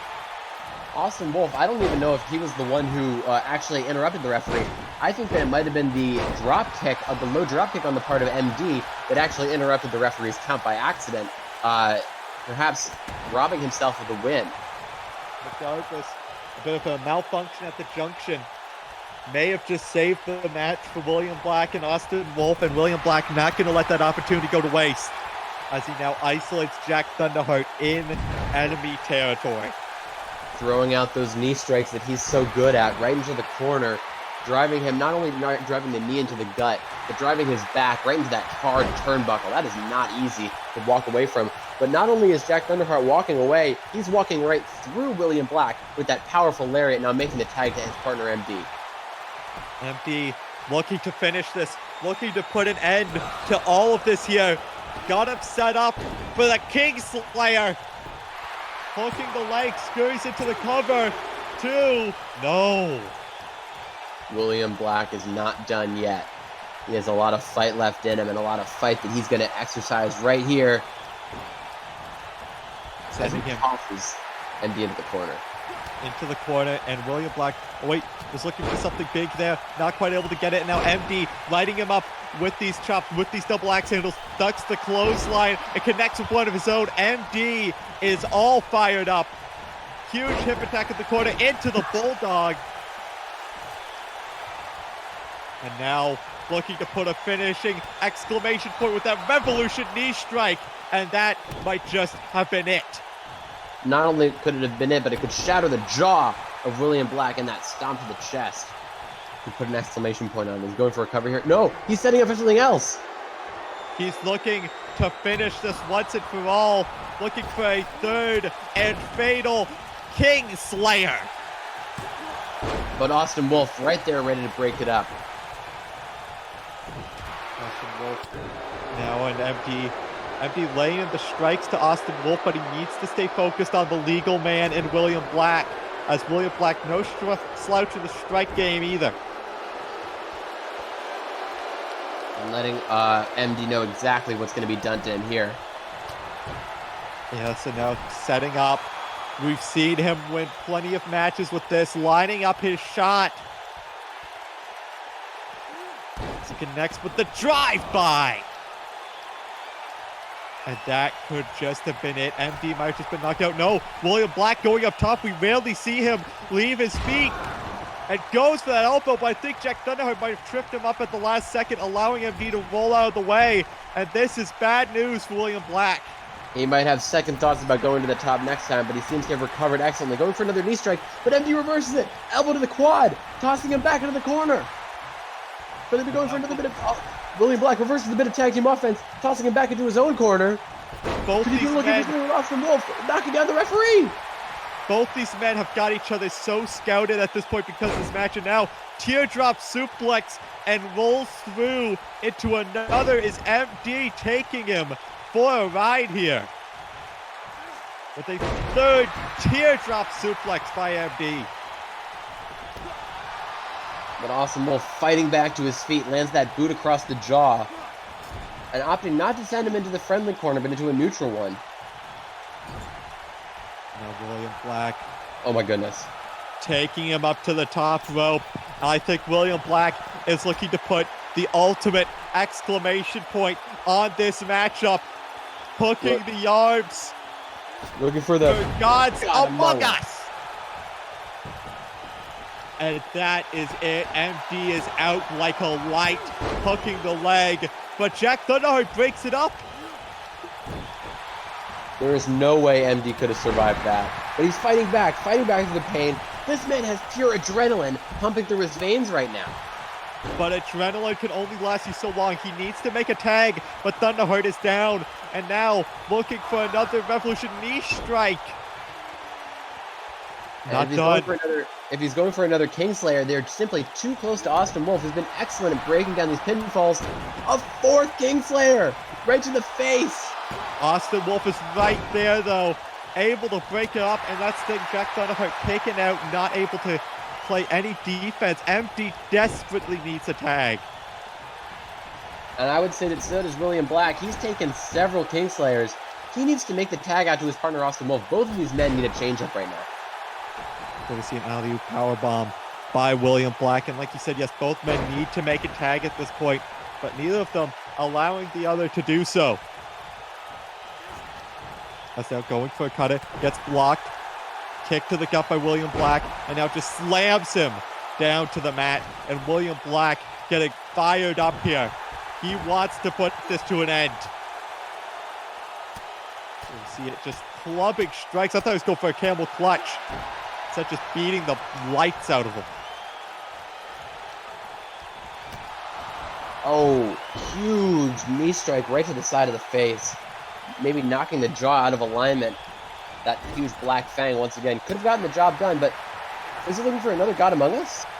I think he's trying to end the career of MD at this point. And if he hit that a second time, he very well might have. But MD trying to just keep himself out of that corner. But William Blxck not wanting to be denied. Looking to set up for the ultimate final move. Having hit it already once, going for it a second time. But MD fighting out of it. He took that once, he's not looking to be on the receiving end of that kind of offense again. And now MD trying to make a tag, but William Blxck doing everything he can to keep him away from Jack Thunderheart. And he says, again, blocks off the tag.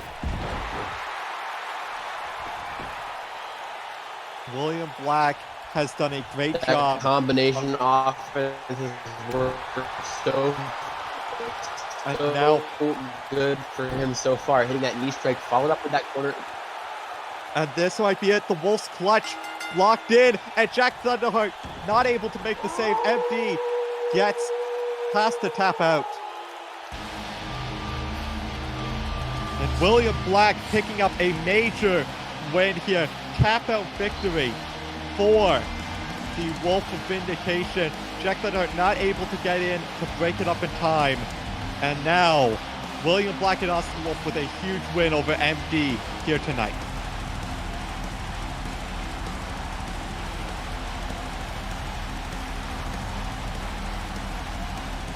The winners of the match, the team of the Wolf of War, William Blxck, Austin Wolf.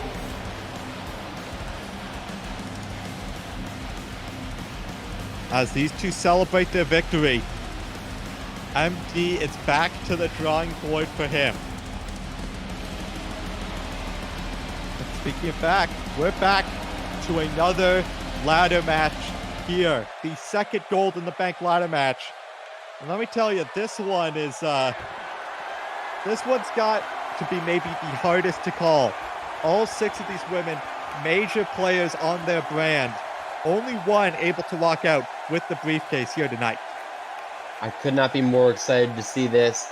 The Fatal Vice is unable to insert a contender here in this matchup, but all the people who did make the cut are hard-hitting, excellent superstars, and I cannot wait to see how this one ends. We've got plenty of former champions. We've got plenty of newcomers in this match. Only one, though, will walk out with that briefcase. The following match is the Women's Gold in the Bank ladder match. Introducing first, weighing 150 pounds, from Grand Rapids, Michigan, Danielle Rice.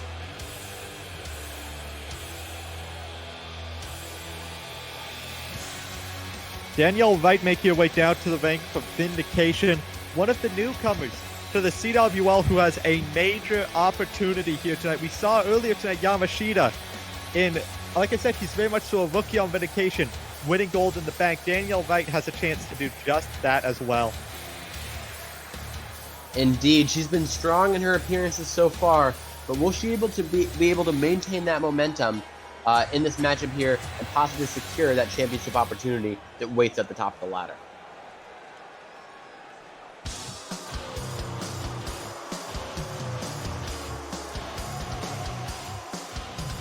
And the opponents, representing the White Lotus, weighing 132 pounds, from Boston, Massachusetts, Catherine Love.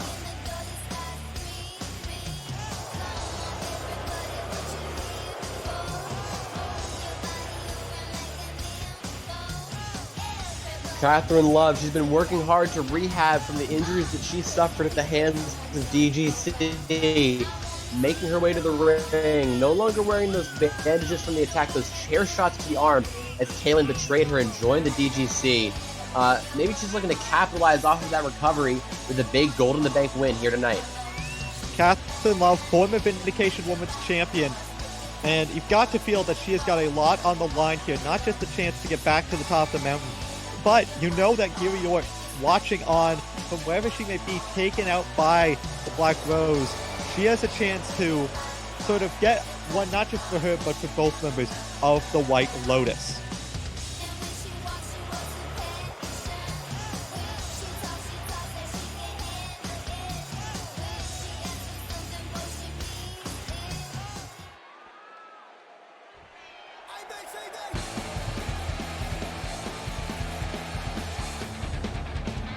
Weighing 172 pounds, from Cardiff, Wales, Amber Arcade.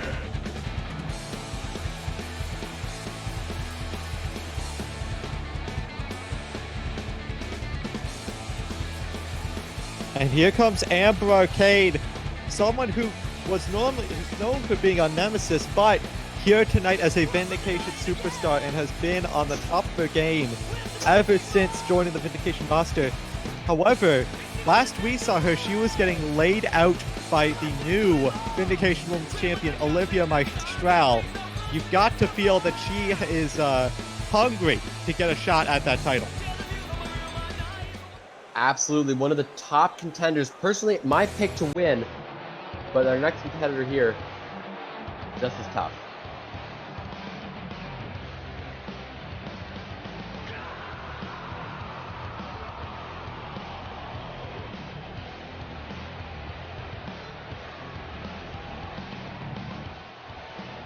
Weighing 138 pounds, from Detroit, Michigan, Casey Sabin.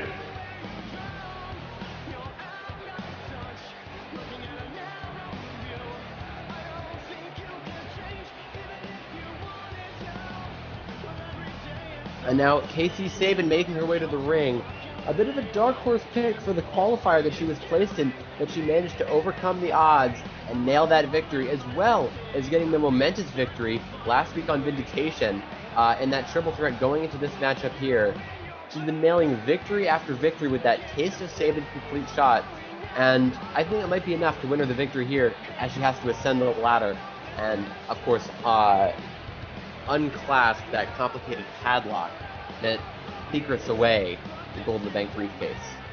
We talked earlier during the men's Gold in the Bank how Yamashita, he had the momentum going in for winning that triple threat, and it paid off with the victory. Tonight, Casey Sabin, coming off a win off a triple threat against Quinn Edwards and Celine Adams. Could we see a repeat here tonight? And of course, you know, Casey Sabin, someone who has maybe been in the shadows of the Nemesis division, maybe been overshadowed by her former tag partner Jessica Scarberry.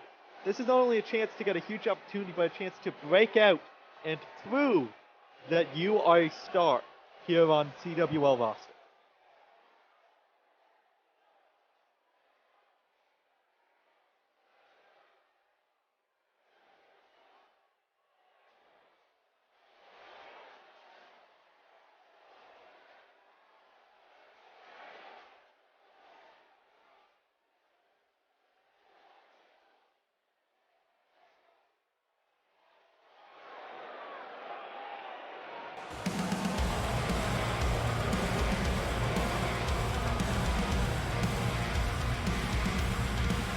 Weighing 200 pounds, from Los Angeles, California, Quinn Edwards.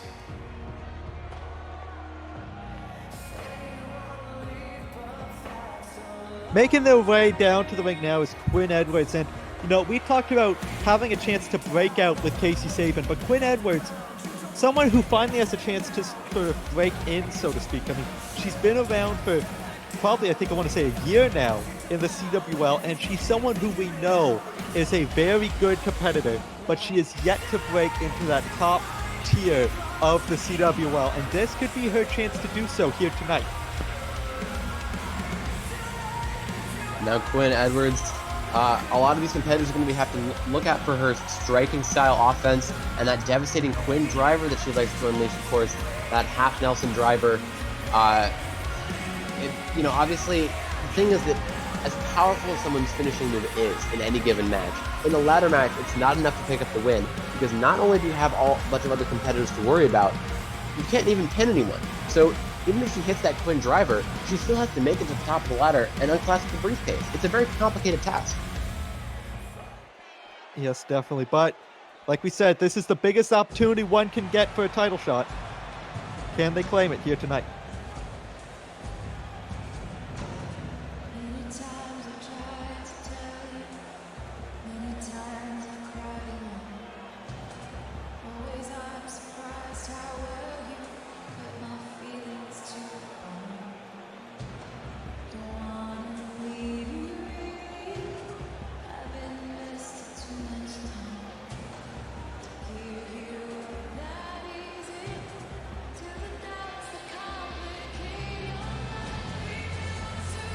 Weighing 140 pounds, from Green Bay, Wisconsin, Selena Adams.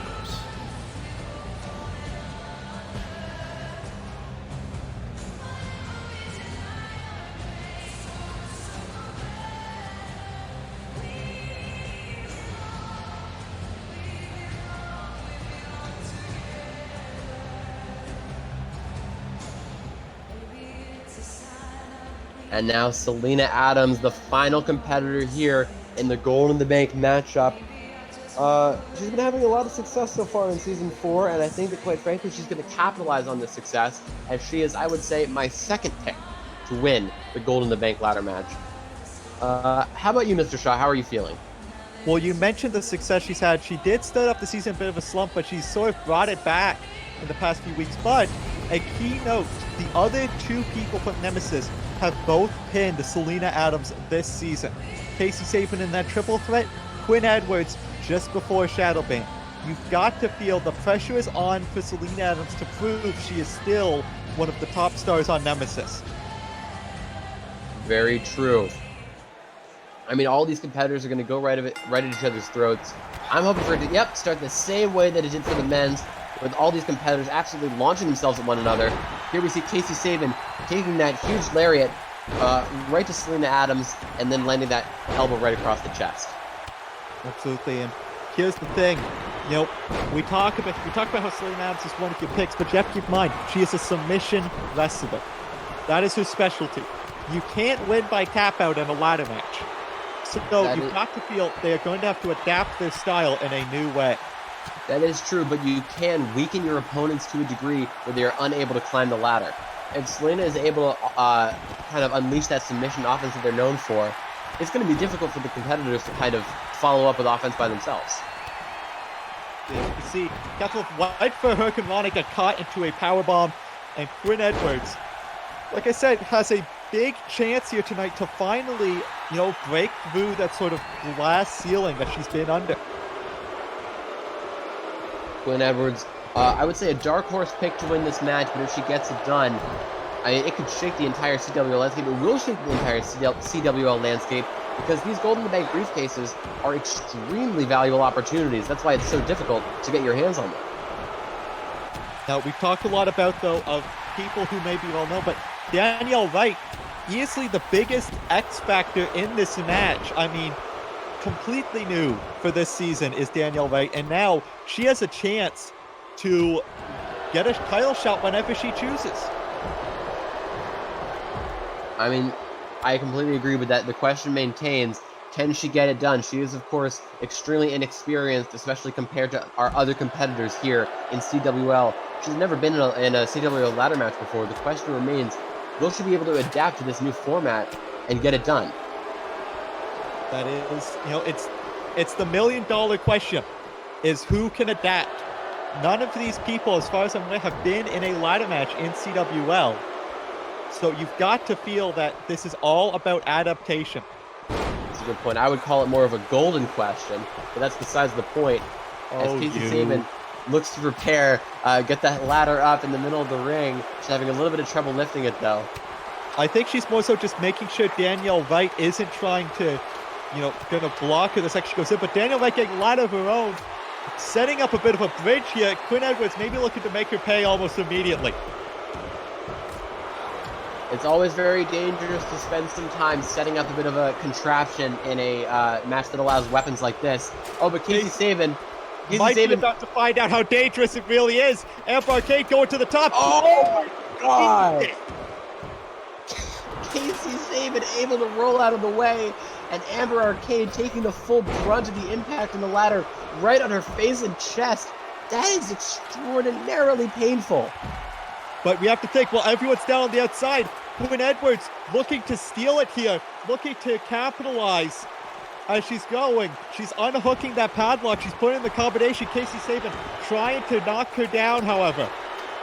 And Catherine Love going up top, trying to knock her off. But right now, they're both in trouble as they both go tumbling to the ground.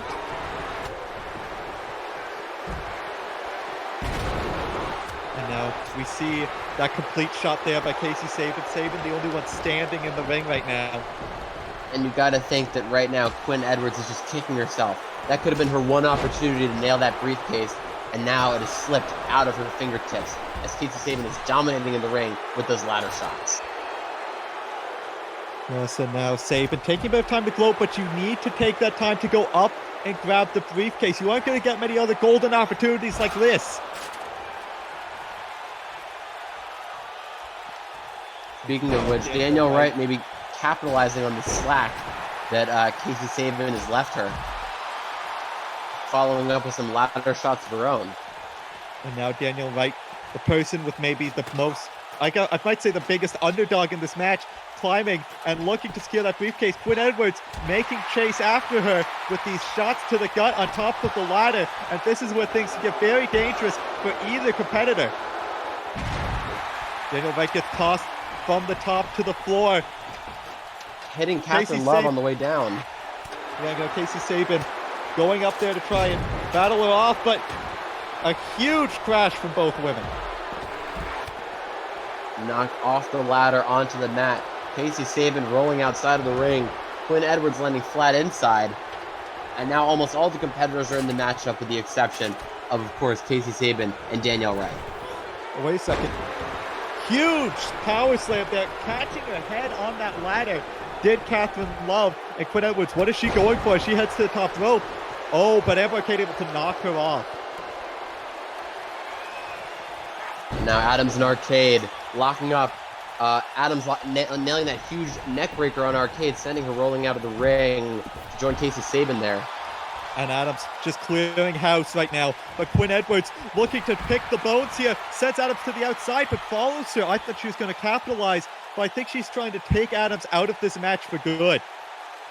But Casey Sabin getting ready to play a little bit of defense here, staying ready for a competitor who tries to climb the ladder. Everyone's kind of hurting right now. Yeah, everyone down. As now it very much becomes a war of attrition. Quinn Edwards hits that TKO on the outside. So we see the modified Russian leg sweep by Adams. And this, like I said, a lot of people down, a lot of people hurt, having to take times to breathe. And this is what I mean. Whoever can get up there next with a solid opening may very well be the person to get it. It could be Catherine Love as she has the ladder set up, center of the ring. No one in there to stop her.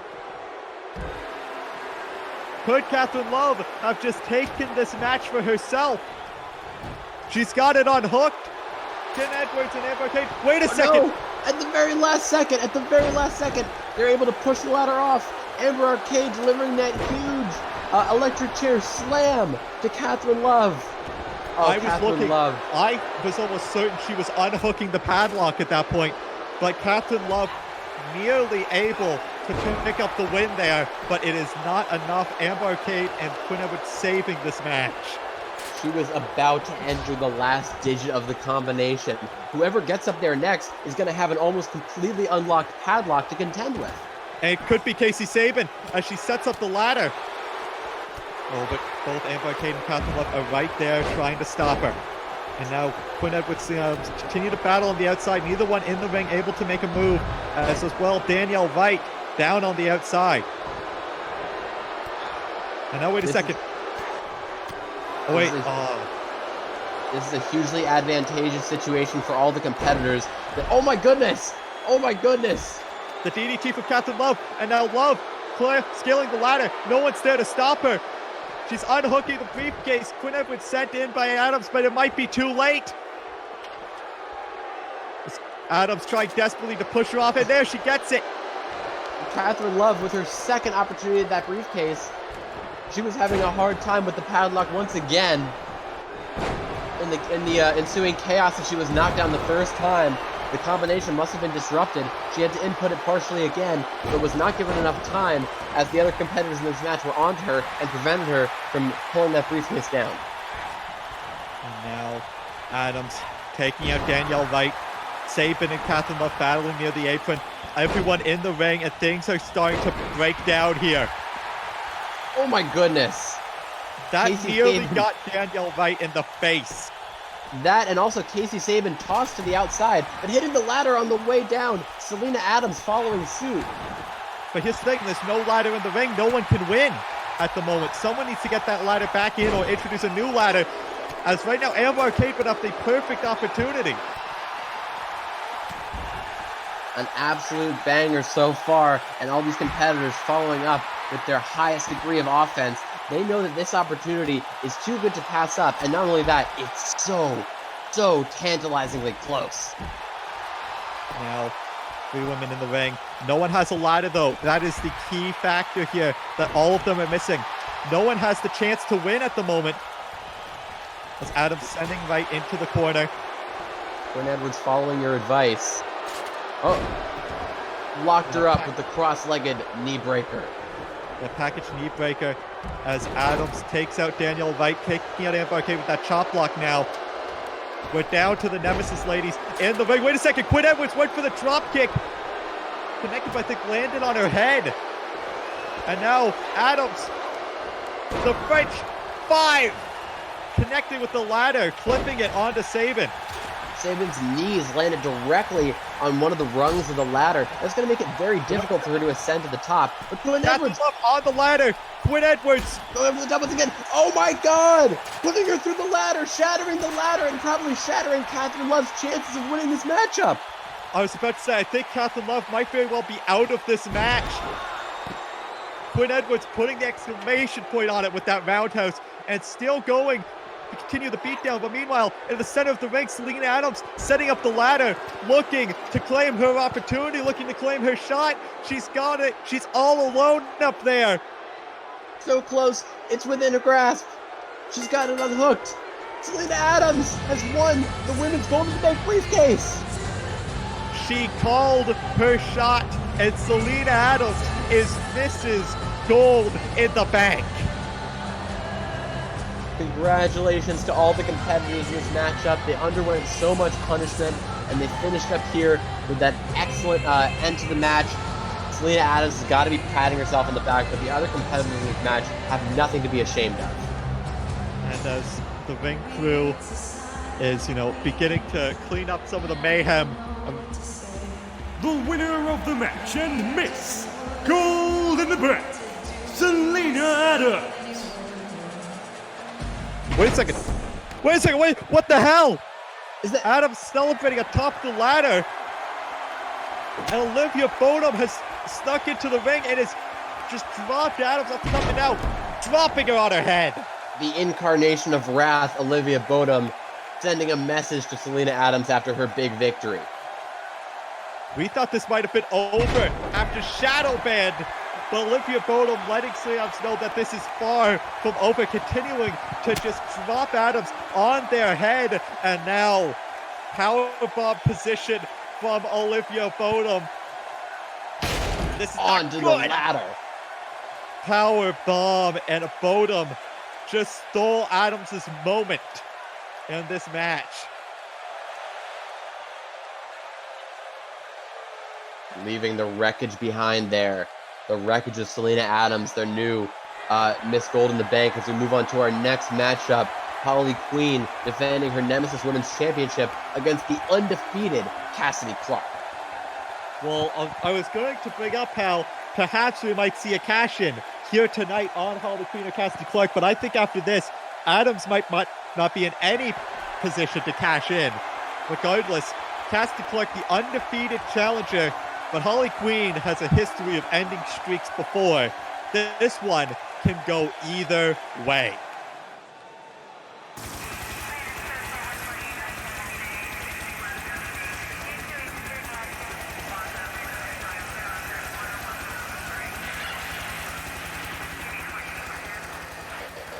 Cassidy Clark is completely focused here tonight.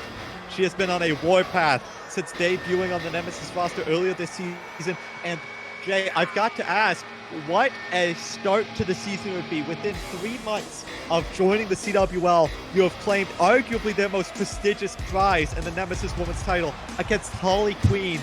This is easily the biggest match of Cassidy Clark's career by a country mile. Completely. That's a great thing to put on your resume. Going off with that huge series of wins and following it up with a title victory, there's nothing more prestigious. And now, of course, our champion, Holly Queen, preparing to make her way to the ring. She's got to be shaking in her boots right now. She's had a tremendous outing so far in her title defenses, but this might be her biggest challenge yet. Well, and also, we talk about how this is a big night for a lot of people. Gold in the Bank. Last season, Holly Queen won that Gold in the Bank briefcase, and that's how she became a Nemesis Women's Champion for the first time. Now on her second reign, she's looking to make Gold in the Bank an extra special night 2 months in a row. Oh, sorry, 2 seasons in a row.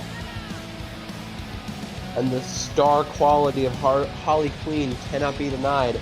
But Cassidy Clark, I don't think she cares. She's only worried about one thing, and that's winning the championship. Absolutely. You know, Holly Queen, for some people, is a prestigious match in itself, title on the line or not. But to Cassidy Clark, Holly Queen is not the prize. That belt right there, that title, that is the prize she is fighting for here tonight. And I've got to be honest, she may be a rookie, but I could see her walking away with that around her shoulder by the end of the show.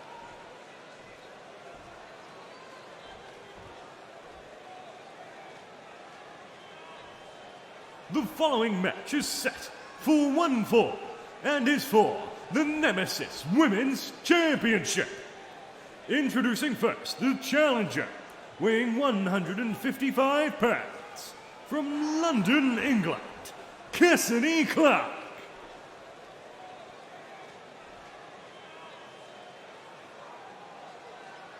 And your champion, weighing 140 pounds, from Pearl River, Mississippi, your Nemesis Women's Champion, Holly Queen.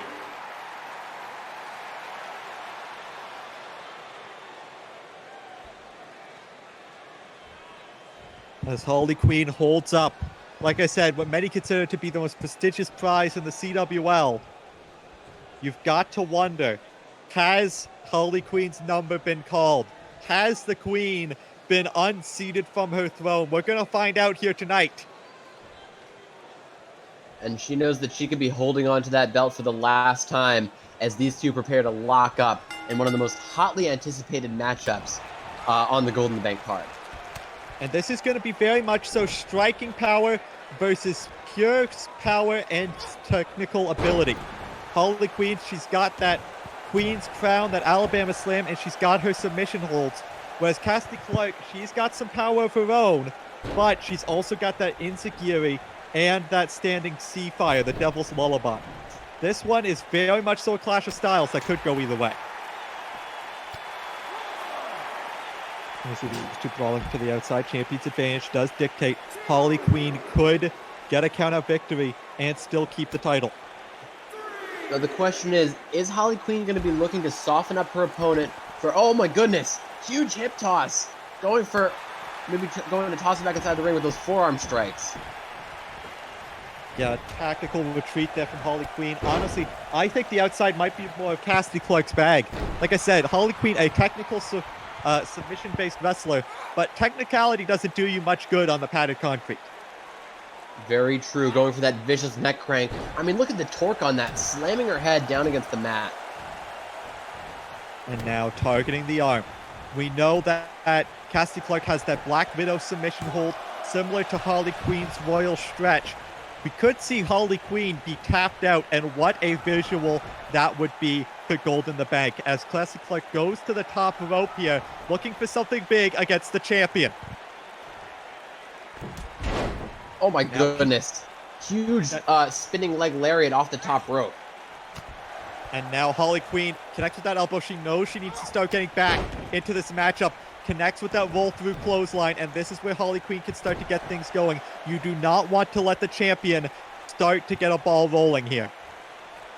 And you think that with all the things that Holly Queen has to worry about in this matchup, she's got to be resting a little bit easy after seeing the beatdown that the new Miss Money in the Bank, Selena Adams, just took. She does not have to worry about a surprise cash-in interrupting a potential victory after dealing with the threat of Cassidy Clark. That is, unless Cassidy Clark, the undefeated superstar so far in Season 4, can pull out the victory here tonight and win her first Nemesis Women's Championship. Well, that's a big maybe. We've seen how dominant of a champion Holly Queen has been. But, oh, wait a second. Cassidy Clark gets caught up onto the top rope there, but immediately fires back with that straight right. Does not give Holly Queen any chance to recover. And there we see her finally connect with that move. And Cassidy Clark has done a good job of keeping the momentum away from Holly Queen. And tossing her, grabbing her by the feet and slamming her back down against the mat. What's she looking for here? Well, it doesn't matter because Holly Queen fires right back with that strong forearm. And now sending Cassidy Clark off the rope here. Huge arm drag sends Clark flying. And now going to look to go into the cover, maybe looking to get a quick and early win over the challenger, but it's only a 1 count. And now Clark getting to her feet, fighting through the pain. Huge jumping DDT, planting Holly Queen right on the head, and Cassidy Clark taking a little bit of time to show off, but she cannot afford to get cocky against the champ. But it does pay off. She sends it to the outside. Cassidy Clark looking to risk it all for that title. Now you got to think that Holly Queen. Oh, hold on. Huge bionic elbow, but Holly Queen able to dodge it. And Holly Queen able to take her back to the ring. Goes for the kitchen sink, and like I said, Cassidy Clark, this is not where she wants to be. She does not want to let Holly Queen to start build momentum. Alley-oop out of the corner, and this is not looking good for the challenger. Wait a second, catches the leg, dragon screw leg whip, and Holly Queen not been able to get any sustained offense thus far. Nailing her with that drop. And you got to think, Holly Queen definitely has the strength advantage, but no matter how strong you are, it's not going to protect you from, oh, hold on, what you going for? Inverted delay at DDT.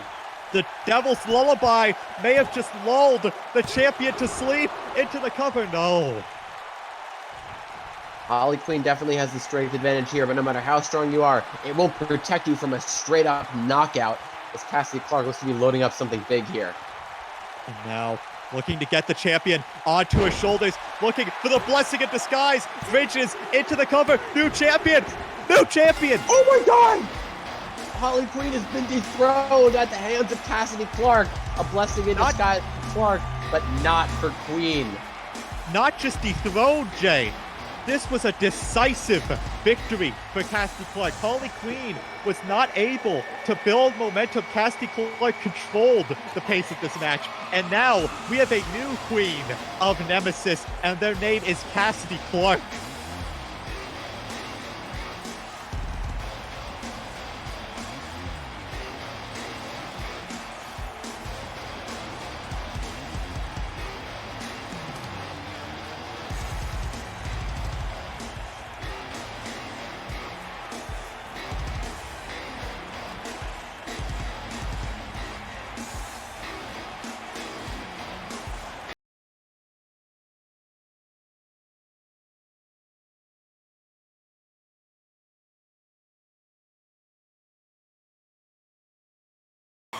The winner of the match and your new Nemesis Women's Champion, Cassidy Clark. It only took one blessing in disguise for Cassidy Clark to become champion. And if I'm her, I'm counting my blessings right now, because she just walked out of here. She's walking out of Manhattan as the Nemesis Women's Champion. What a rookie year she has already had. You could say that her stock has risen here in New York tonight as she becomes the new top dog on Nemesis. But now looking at our next matchup, I mean, we have got quite a thing ahead of us. As Blxck attack faces off against Ken Warlock, the leader of the Fatal Vices, for that prestigious Nemesis Heavyweight Championship. Absolutely. We saw Fatal Vices win the tag titles earlier tonight by beating Pistolero. It is now up to the leader, Ken Warlock, to dethrone Blxck from the top of the perch. He's already taken some of his land. Now he looks to take his title.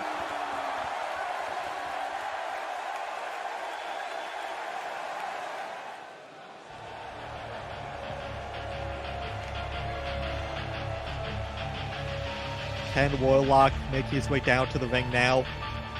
And I've got to say, one of the most interesting and mysterious competitors we have here on the Nemesis roster.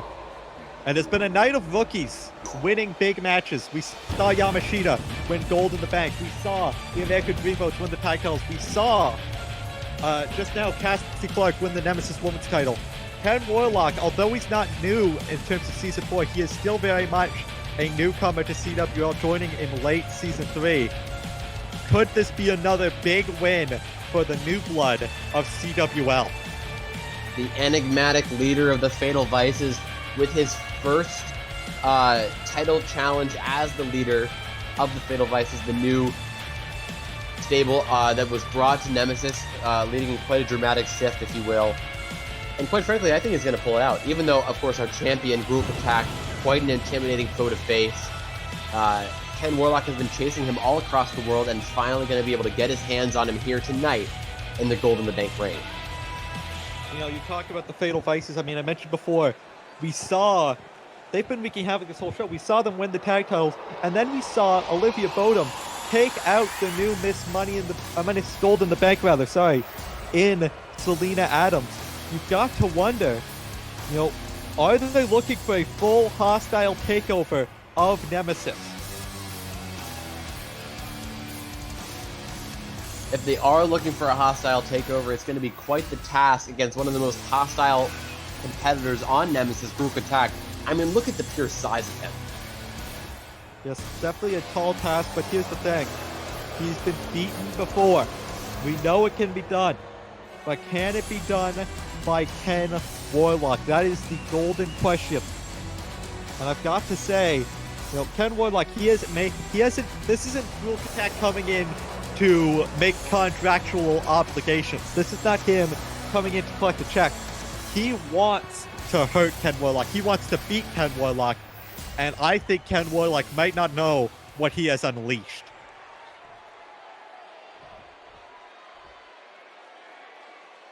The following match is set for one fall and is for the Nemesis Heavyweight Championship. Introducing first the challenger, representing Fatal Vices, from Helltown, Ken Warlock.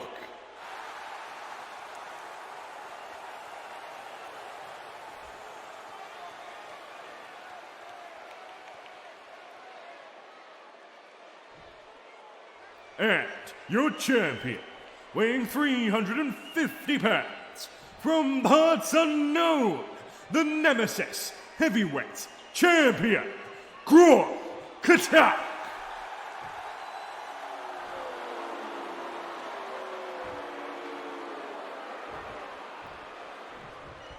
Outside of the YouTube title, every championship has changed hands here tonight. Every Nemesis title has changed hands here tonight.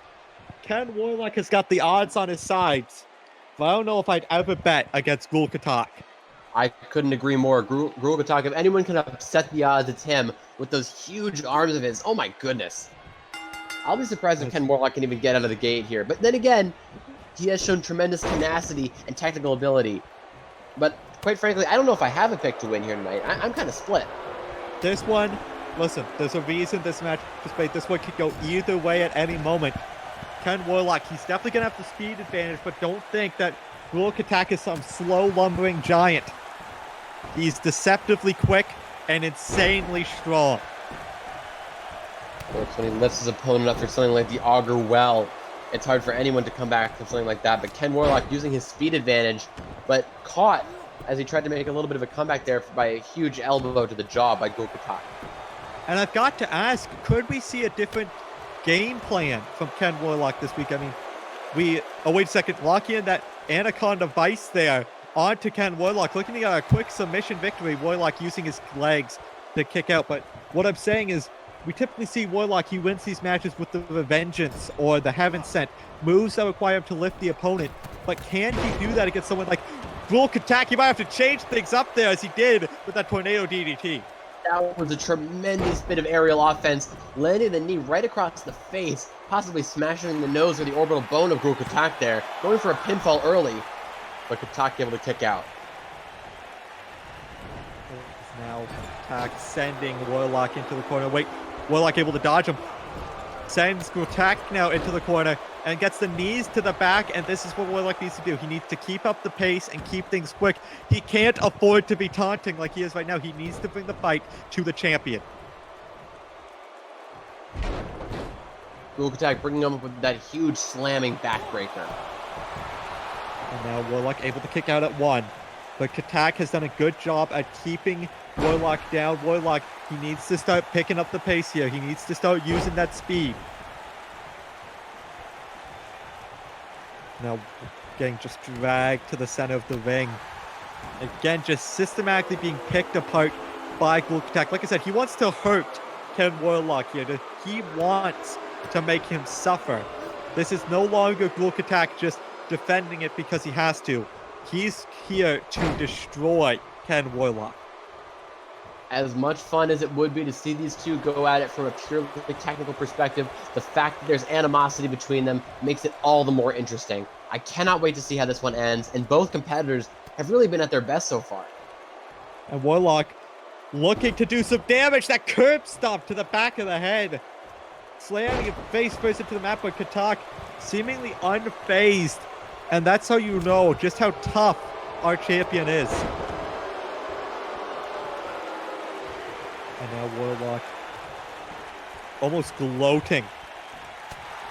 And now elbow shot to the head and continuing to take the fight to Blxck, but Katak not backing down with that Oklahoma slam. Landing that huge meaty elbow right in the quad of Ken Warlock there and following up with that huge slam. It's going to be hard for Warlock to come back from something like that. In fact, this is going to be the victory right here. 2-0. Warlock has done a good job at surviving, but he needs to get onto the attack, and he needs to do it quick. He cannot allow Blxck to keep weighing down on him like this.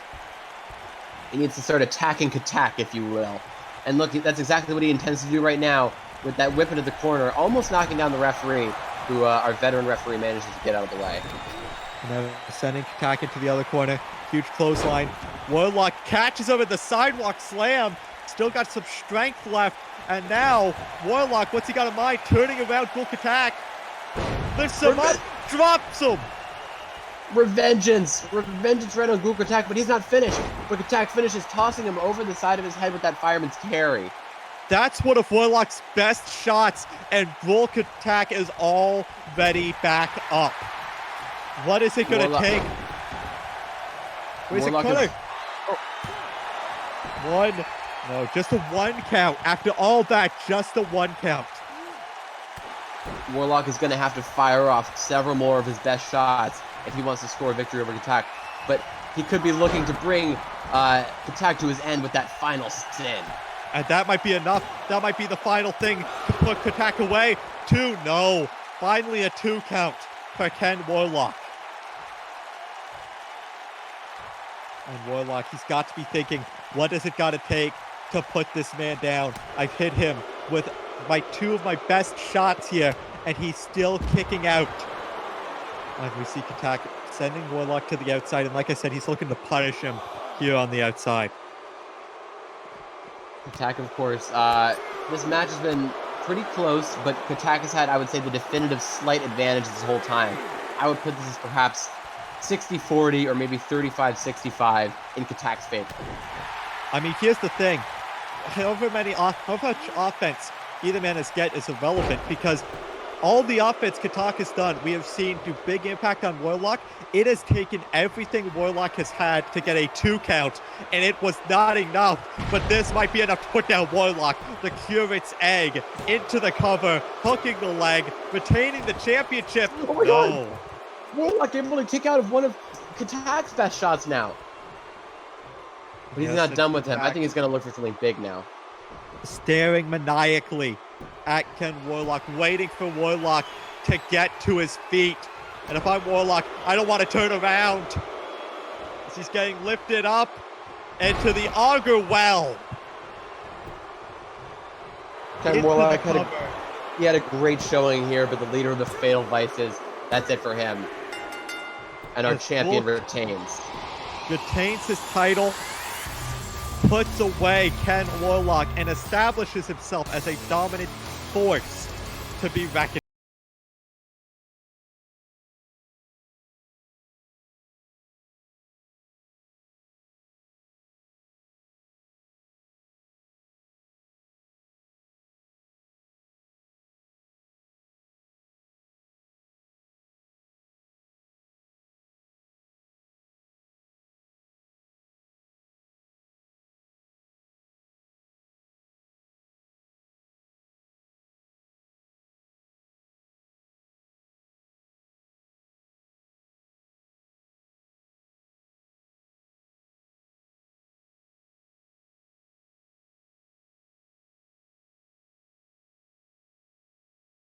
And still, your nemesis, heavyweight champion, Katak.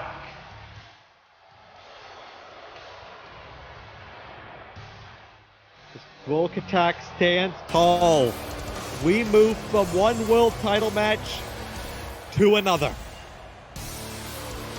You've got to be feeling good after a win like that. Overcoming the leader of the Fatal Vices.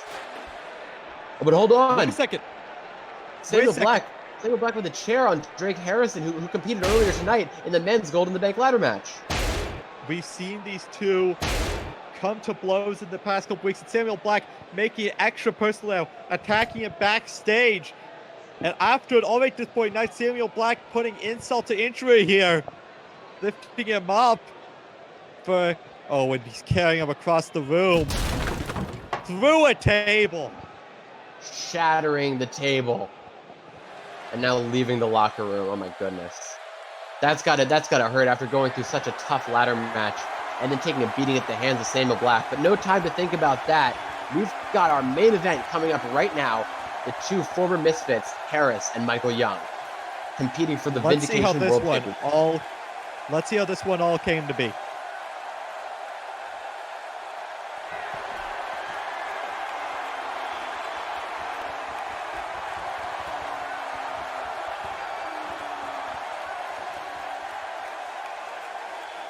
Chris Princess right now taunting Harris. Oh, but that may have been his downfall. It may have been his downfall. Here we go. Got stop palm driver. Great palm driver by Harris. Hawks the leg. Hawks the leg. Three. Yes.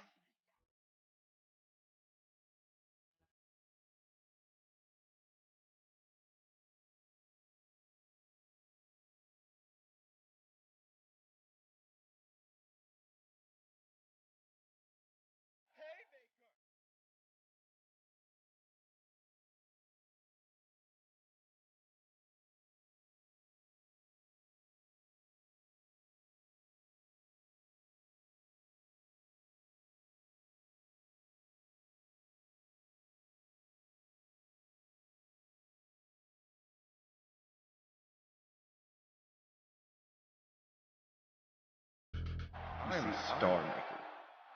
Everyone who crosses my path becomes a big name in this industry. You see, I'm the reason Harris became a Triple Crown champion in a single year. The only reason he had a chance at the tag titles is because I single-handedly beat the Disciples to earn that chance. I'm the best wrestler in the goddamn world. But for some reason, I always get forced to play second fiddle. So that my friends, my quote-unquote friends, can get their time to shine and then turn their backs on me. I'm going to claim what is rightfully mine.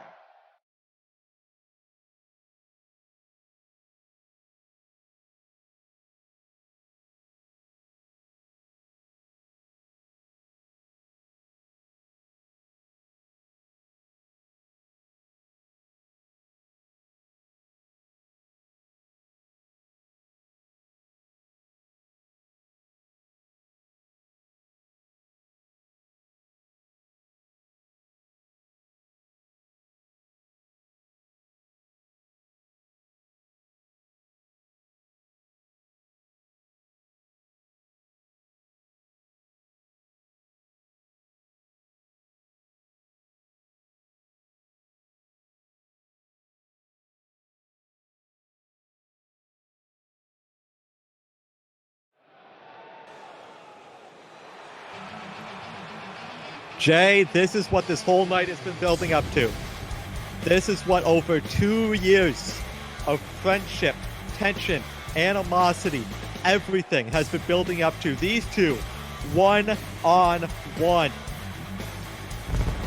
I could not be more excited. The Lord of the Lariat and Harris, the hardcore legend himself, coming to blows for one of the most prestigious championships in all of CWL, the Vindication World Heavyweight Championship. The former Misfits are gonna implode here tonight. And here's the thing, Michael Young, ever since Season 4 has begun, he has turned his back on Ricky Valentine. He's turned his back on almost his brother in Harris, all for a chance at this Vindication World title. He has never fought for that title one-on-one before. Tonight he gets his first chance. And to play a bit of devil's advocate, I almost agree. He does deserve a title shot, but you can't deny he has gone about it in maybe the worst way possible. He has betrayed everyone he has ever built any sort of relationship with and left them in the dust, all for a chance at being at the top of the mountain. That is the mindset of a loser, Mr. Shaw.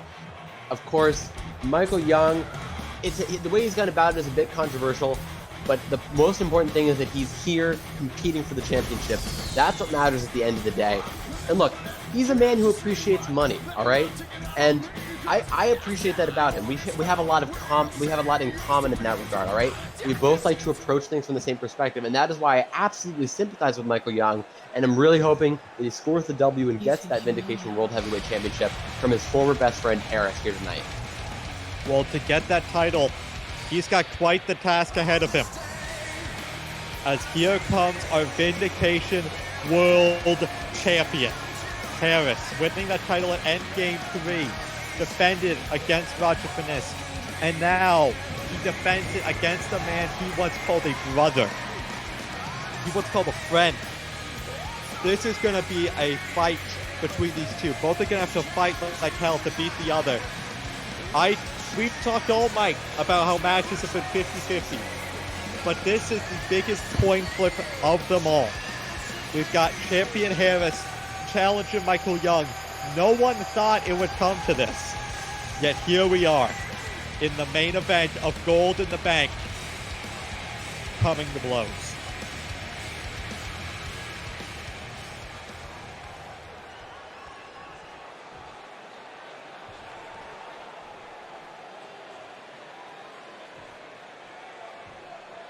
The main event of Gold in the Bank is set for one fall and is for the Vindication Heavyweight Championship. Introducing first the challenger, weighing 253 pounds, from Melbourne, Australia, the Lord of Lariats, Michael Young. And your champion, weighing 250 pounds, from Tacoma, Washington, your Vindication Heavyweight Champion, Harris.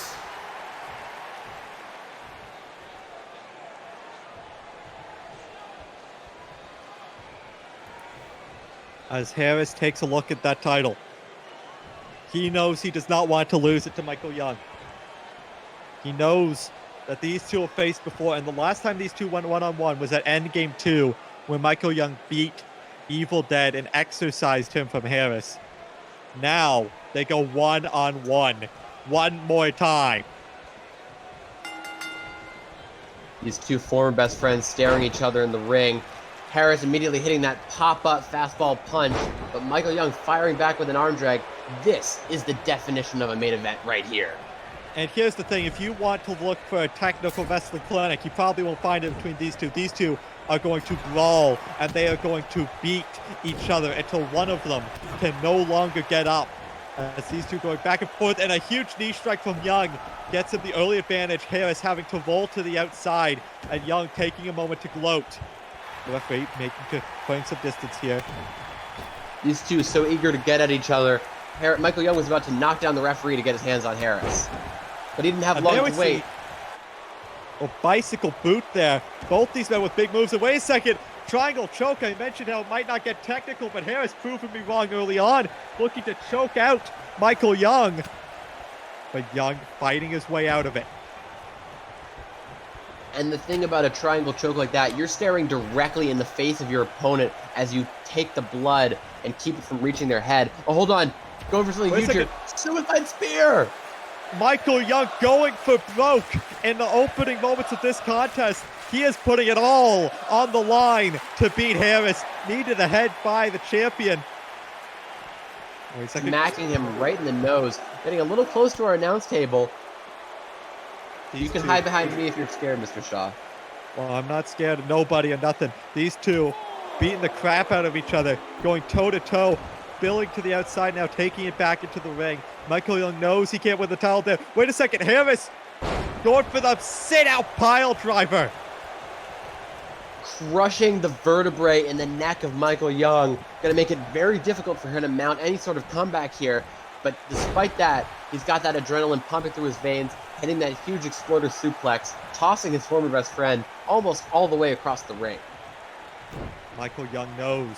He knows he has what it takes to beat Harris. He knows he has what it takes to become a champion. Spinning back suplex there. And now Harris is the one on the back foot. Michael Young, this entire match, taunting Harris almost like he's toying with the Vindication World Champion. Wait a second. True.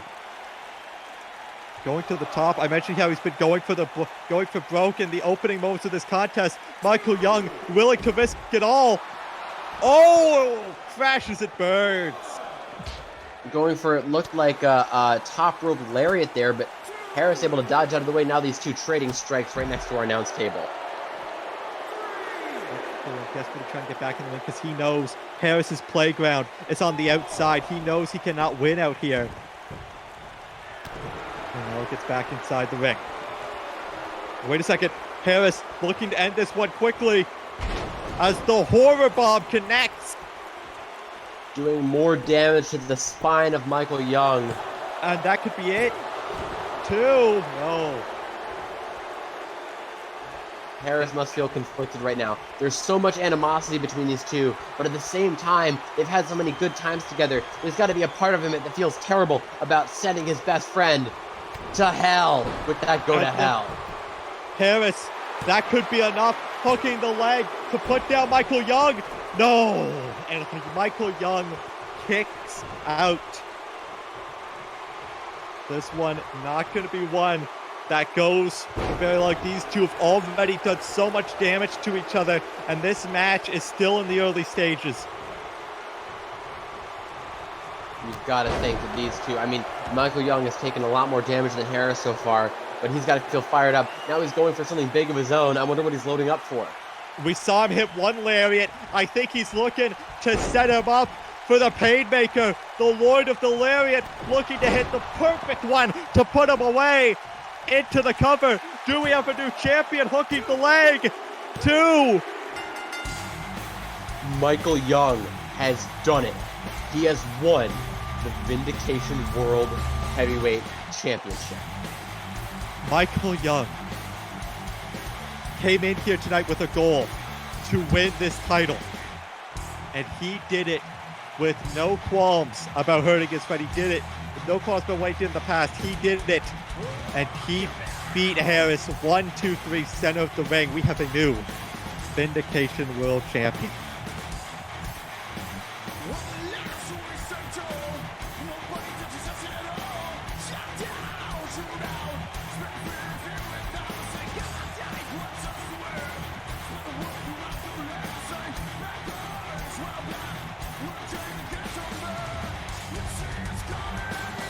The winner of the main event and your new Vindication Heavyweight Champion, the Lord of Lariats, Michael Young.